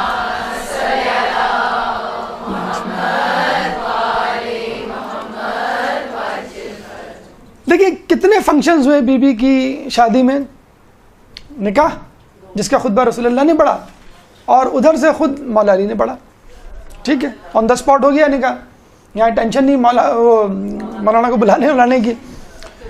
ہاں لیکن بہتر ہے, اچھی ٹینشن ہے. اگر اکیلے پڑھنے لگے تو بہت سارے نکاح. تو جو ہے وہ اتنا سا سیوا ہوتا, کوئی مسئلہ نہیں ہے, کوئی 2 لائنیں ہیں وہ. تو وہ جو ہے مولا علی کتنے فنکشنز ہوئے. خطبہ مولا علی نے, رسول نے پڑھا, اس کا جواب خود رسول اللہ نے کہا کہ اب تم پڑھو. انہوں نے پھر جواب دیا, خدا کی حمد و ثنا اور تمام باتیں. اور اس کے بعد پھر کون سا فنکشن ہوا؟ ولیمہ. مجھے بتائیں اس میں گیٹ رکائی کہاں ہے, انگلی چھڑائی کہاں ہے, جوتا چھپائی کہاں ہے, کھیر چٹائی جس کے بعد پٹائی, یہ سب رسمیں کہاں ہیں؟ مہندی کہاں ہے؟ مایوں کہاں ہیں؟ مجھے بتائیے. مطلب مہدی مایوں کے لیے جتنے آج کل لباس سلوائے جاتے ہیں اتنے لباس جو اس کے لیے بھی نہیں سلوائے جاتے. شام غزل ہوتی ہے, دیکھیں آپ اتنی بڑی اچھی بابرکت محفل کے لیے ابتدا شیطان کے سازندوں سے کر رہے ہیں. شیطان کے ساتھ کیسے برکت ڈالے گا؟ کیوں برکت نہیں ہوتی مجھے بتائیں. میاں بیوی کی زندگی میں, کیونکہ اس میاں بیوی کی ابتدا, ان کے سفر کی ابتدا اس عمل سے ہوئی ہے جس عمل کو شیطان نے شروع کیا تھا قابیل کے ساتھ. بے پردگی ہوگی, اسراف ہوگا, آپ دیکھ لیجئے. خیر لوگ بھی آگے ہیں اور پکانے والے بھی حاضر ہیں. تو جتنی بھی آپ دیکھ لیجئے, جو انگلی چھڑائی ہوتی ہے آپ نے دیکھا ہوگا, اس میں نامحرم کا ہاتھ نہیں ٹچ ہو رہا. جتنی رسمیں ہیں, جو دولہا کی بہنیں کھڑی ہو جاتی ہیں گیٹ رکائی کے لیے, جتنی رسمیں ہیں اولین شرط بے پردگی ہے. آپ دیکھ لیجئے, جتنی رسمیں زیادہ ہوں گی اتنی بے پردگی زیادہ ہوں گی, جتنی رسمیں کم ہوں گی اتنی بے پردگی. ہم ابھی اپنے دوست کی شادی میں گئے, ایک دن پہلے اتفاق سے اس کو تحفہ دینا تھا تو موقع نہیں ملا تھا, اور ہم نے کہا وہاں دیں گے تو وہ بعض اوقات تحفہ ادھر ادھر مسپلیس ہو جاتا ہے. ایک دن پہلے, ایک رات پہلے, یعنی اگلے دن شادی, آج رات ہم اس کے گھر گئے تو پریشان ہو گئے. غلط گھر تو نہیں آ گئے, کوئی لائٹیں نہیں, کوئی دھند دھڑکا نہیں, اندر سے مہمانوں کی قہقہوں کی آوازیں بھی نہیں آ رہی. نوک کیا, بیل بجائی, ہم سمجھے شاید یہ گئے ہوئے کسی فنکشن میں, مہندی مایوں جو بھی. نوک کیا, اندر گئے, اندر بھی ہو کا عالم, جیسے کوئی نہیں سوتے میں سے کسی کو اٹھا دیا ہو. ہم نے کہا سوری وہ آپ کو ڈسٹرب تو نہیں کیا؟ مہمان ہے کہ نہیں, مہمان تو کوئی بھی نہیں ہے. کوئی مہمان نہیں تھا, یقین کریں گے آپ, ناٹ اے سنگل گیسٹ, ایک مہمان نہیں تھا گھر میں. وہ ہم بیٹھے, خیریت. میں نے کہا آپ کو فون کیا تھا آنے سے پہلے, آپ کہاں تھے؟ کہ میں ذرا پارک میں تھا. پارک میں کیا کر رہے تھے؟ پارک میں وہاں پہ کوئی فنکشن ونکشن؟ کہ نہیں وہ بیٹی کو میں واک کرانے لے جاتا ہوں. کہ لیں بیٹی جس کی شادی ہے کل؟ کہ لیں ہاں. کہ لیں وہ بیٹی نے کہا کہ ہم روزانہ واک پہ جاتے ہیں تو آج بھی میں آپ کے ساتھ جاؤں, کیا حرج ہے, روٹین ہماری ہے. تو ہم نے کہا کہ یہ کوئی فنکشن, کوئی مایوں, کوئی مہندی اور لوگ اور گیسٹ نہیں, کچھ بھی نہیں, کچھ بھی نہیں, کوئی نہیں, جہیز وغیرہ کوئی مکان سے ظاہر ہی نہیں ہو رہا تھا, کوئی فنکشن نہیں کیا. ڈائریکٹ ایک نکاح تھا, وہ بھی انہوں نے اپنے ہی جاننے والوں کے, جو اپنے جاننے والے تھے, 2 عالم دین, ان کو ہم نے کہا ہم نے کسی مشہور عالم دین کا نہیں انتخاب کیا. نہیں, بس یہ ہیں عالم دین ہمارے جاننے والے تھے, ان کو کر دیا. اپنے ہی گھر میں جو ہے وہ نکاح کا اہتمام کیا, سادہ سی تقریب, اور شادی میں ایک اضافی فنکشن نہیں. مجھے بتایا ان کا کتنا ٹائم بچ گیا ہوگا, کتنا پیسہ بچا ہوگا. آپ یہی پیسہ آپ اپنی بیٹی کو دے دیں, بعد میں لاکھوں روپے خرچ ہو جاتا ہے کہ نہیں ہو جاتا ہے.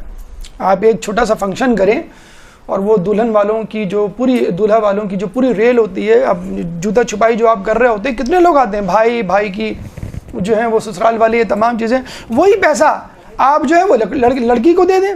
اس میں کیا برائی ہے؟ فنکشن بھول جائیں گے لوگ, لیکن لڑکی کو جو پیسہ دیں گے آپ, وہ زیادہ وہ اس کے کام آئے گا. دوسری بات یہ کہ آپ غیبتوں سے, اسراف سے, بے حجابی سے, موسیقی سے, یہ جو فضول گوئی ہوتی ہے, اتنے سارے جو گناہ ہو رہے ہوتے ہیں, ان سے آپ بچ جائیں گے. تو خدا را جتنے فنکشن, اور مجھے بتائیں یہ کہ ان کاموں میں اگر ہم اور آپ ابتدا نہیں کریں گے تو کون دنیا والے ابتدا کریں گے؟ تو یہ بھول جائیے, یہ ذہن سے نکال دیجئے کہ لوگ کیا کہیں گے. آپ یہ دیکھیں کہ اللہ تعالیٰ جو ہے وہ کیا کہے گا. اللہ تعالیٰ کے نزدیک افضل ہے, بہتر ہے کہ نہیں. اور آپ دیکھیے گا پھر دھڑا دھڑ شادیاں ہوں گی. شادی کی ایک وجہ یہ نہیں ہے کہ لڑکا کماتا نہیں ہے, شادی کی ایک وجہ یہ نہیں ہے, مین وجہ جو سمجھی جاتی نہیں. اصل وجہ آپ پوچھیں لڑکوں سے یا لڑکیوں سے, جہیز ہے لڑکیوں کے لیے, اور لڑکے کے لیے شادی کے اخراجات. وہ کہے گا لڑکی کو میرے گھر آ کے رکنا ہے, کمرہ ہے تیار, کون سا ایسا بڑا مسئلہ ہے, لیکن جو شادی کے اخراجات ہیں وہ کیسے میں پورا کروں گا. 4-5 لاکھ تو کہیں نہیں گئے. اسی طرح لڑکی, ایک ایوریج اس کی میں بات کر رہا ہوں, ورنہ آج کل دلہن کا میک اپ 50,000 سے کم کا نہیں ہوتا, اور ڈھنگ کی جگہ سے گھر آئے. وہ پتہ لگا کہ میک اپ کرنے کے بعد زیادہ بری لگ رہی ہوتی ہے. میک اپ کرنے سے پہلے زیادہ نور تھا اس کے چہرے پہ, میک اپ کرا کے ایک عجیب کانسیپٹ بنایا ہوا ہے. اور وہ میک اپ ایسا جیسے وہ دیوار پہ پلستر نہیں ہوتا, اس سے زیادہ آپ وضو نہیں کر سکتے. چلو بھائی وہ تو شکر ہے ہمارے یہاں ظہرین مغربین کا کانسیپٹ ہے, باقیاں کو تو ایسی دھڑا دھڑ پوری 5 کی 5 نمازیں جاتی ہیں آپ کی, کہ وہ ڈسٹمبر ہے, اس کو باقاعدہ ریگ مال سے آپ گھرج کو اتاریں, پھر کہیں جا کے کوئی سلوشن لگائیں, اترے. تو یہ حل کر دیا ہے. کتنے گناہ ایک ساتھ کر رہے ہوتے ہیں فقط ایک دن, فقط چند دن کے لیے. تو جس کام کی ابتدا آپ کے گناہوں سے ہوگی, اس کا اختتام بھی برا ہی ہوگا. اس کے بعد جب رخصتی ہوئی تو رسول اللہ جناب سیدہ کے گھر گئے اور جا کے پوچھا امام علی سے کہ تم نے میری بیٹی کو کیسا پایا؟ کیا جواب دیا؟ بڑے خوبصورت ہیں، بڑے اسمارٹ ہیں، بڑی کیئرنگ ہیں، بڑا خیال رکھتے. کچھ نہیں کہا. کیا کہا کہ میں نے جو ہے دین کی راہ میں اپنا بہترین معاون پایا. مولا علی کا یہ قول تھا اور جناب سیدہ کا بھی یہی کہ دین کی راہ میں بہترین. تو ہمیں شریک حیات کے لیے جو انتخاب کرنا ہے اس لیے کرنا ہے کہ دین کی راہ میں معاون بنے. آپ جس دین پہ چل رہے ہیں آپ اس پہ جو ہے خود بھی قائم رہیں اور اس کو بھی قائم رکھیں، بلکہ اس کے ایمان میں اضافے کا سبب بنے. اس کے بعد جو ایک اہم واقعہ جو بی بی کے حوالے سے ہمیں ملتا ہے، جو ہم نے شاید پہلے بھی سنایا تھا لیکن ابھی سنانا ضروری بھی ہے، اگر تکرار بھی ہو جائے تو کوئی حرج نہیں. ایک درود پڑھ دے محمد والے محمد. اللہم صلی علی محمد.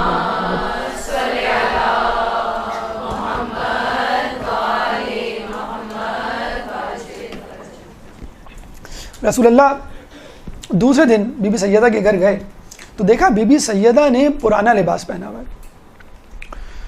رسول اللہ نے پوچھا کہ تمہارا نیا شادی کا لباس کہاں گیا؟ انہوں نے کہا کہ ایک فقیر آیا تھا، اس نے لباس کی صدا لگائی تو میں نے اپنا نیا جوڑا دے دیا اور پرانا لباس پہن لیا.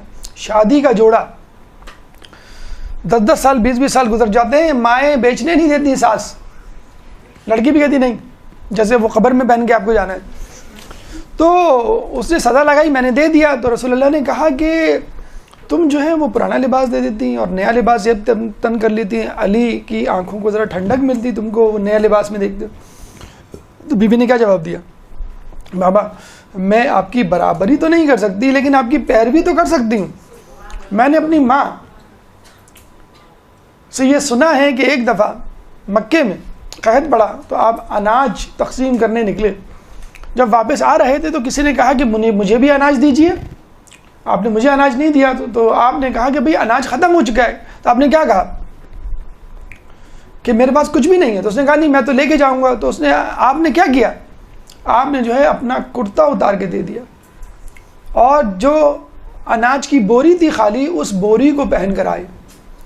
ہمارے کپڑے کا ایک دھاگا نکل آئے، بر نکل آئے، استری ٹھیک سے نہ ہو، رنگ اتارا ہے، ہم وہ کپڑے پہن کے باہر نہیں نکلتے. رسول جو ہے وہ آٹے کی بوری پہن کر جو ہے وہ گھر آ رہا ہے. تو میں آپ کی برابری تو نہیں کر سکتی، پیروی تو کر سکتی ہوں.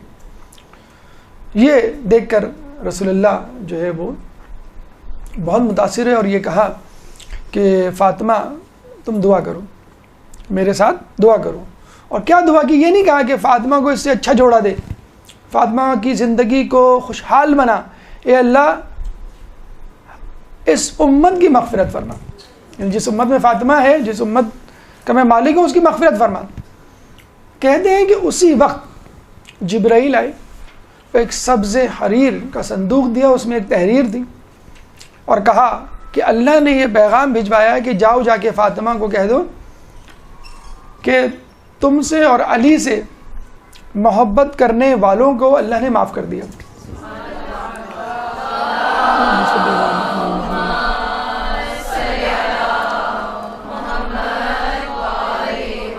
یہ تھا عوض فاطمہ کے ایثار کا کہ فاطمہ کے اور علی کے چاہنے والوں کو معاف کر دیا گیا. اور پھر کہتے ہیں جب سبز حریر کے صندوق کو کھولا گیا تو اس میں ایک رقعہ تھا کہ جس میں جو ہے اللہ تعالیٰ نے فاطمہ، علی، حسن و حسین کے چاہنے والوں کی مغفرت کا پروانہ رکھ دیا تھا. اور رسول نے کہا تھا کہ تم اس کو اپنی قبر میں ساتھ لے کر جانا، قیامت میں یہ رقعہ پیش کرنا. جب بی بی کی شہادت ہو رہی تھی تو ان کے پاس ایک صندوق پڑا ہوا تھا. مولا علی نے پوچھا یہ کیسا صندوق ہے؟ تو جناب سیدہ نے پورا واقعہ سنایا. شادی کے جوڑے کو دے کر اس بہترین ایثار کے سبب فاطمہ کے چاہنے والوں کی خیر ہو گئی، چاہنے والوں کی بخشش ہو گئی. اب کیا ہمارا حق اتنا بھی نہیں بنتا کہ کم از کم ان کی پیروی کرتے ہوئے جو اضافی جوڑے ہمارے گھر میں ہیں، وہ جوڑے جو ہم نہیں پہنتے، نہیں پہنیں گے، شادی کے وہ جوڑے جو بہت بھاری ہوتے ہیں جن کو عام محفلوں میں نہیں پہنا جاتا، کیا ہم کسی غریب کی شادی میں نہیں دے سکتے؟ کیا وہ چیزیں جو شادی کے لیے بہت زیادہ ضروری نہیں ہیں ہم نہ خرید کے کسی غریب کی شادی میں اپنا حصہ نہیں ڈال سکتے؟ کیا اتنا بھی حق نہیں بنتا کہ شادی کی جو بیجا رسمیں ہیں ان کو ختم کر کے ہم بی بی سیدہ کو خوش کریں کہ ان کے وہاں بھی جو ہے وہ اس قسم کی رسمیں نہیں ہوں. تو یہ بی بی سیدہ کی شادی کا احوال تھا اور یہ وہ پیغامات تھے جو ہمیں بی بی سیدہ کی شادی سے ہمیں ملتے ہیں. اللہ تعالیٰ سے دعا ہے کہ جو کچھ پڑھا اور سنا اس پہ عمل کرنے کی توفیق عطا فرما اور تمام مومنین اور مومنات کو اس طرح شادی اور شادی کے بعد زندگی گزارنے کی توفیق عطا فرما جس طرح مولا کائنات اور بی بی سیدہ نے گزاری. اے اللہ ہمارے شادی کے اخراجات کو کم فرما. اے اللہ ہماری شادیوں کو آسان بنا. اے اللہ جو لوگ شادی کی عمر کو پہنچ چکے ہیں ان کا غیب سے بہترین شریک حیات منتخب فرما. اہل بیت کی پیروی کرنے کی توفیق عطا فرما. قیامت میں ان کی شفاعت سے بہرہ مند فرما. امام کے ظہور میں تعجیل فرما اور ہمیں ان کے انصار و اعوان میں شامل فرما. ربنا تقبل منا انك انت السميع العليم وتب علينا انك انت التواب الرحيم برحمتك يا ارحم الراحمين.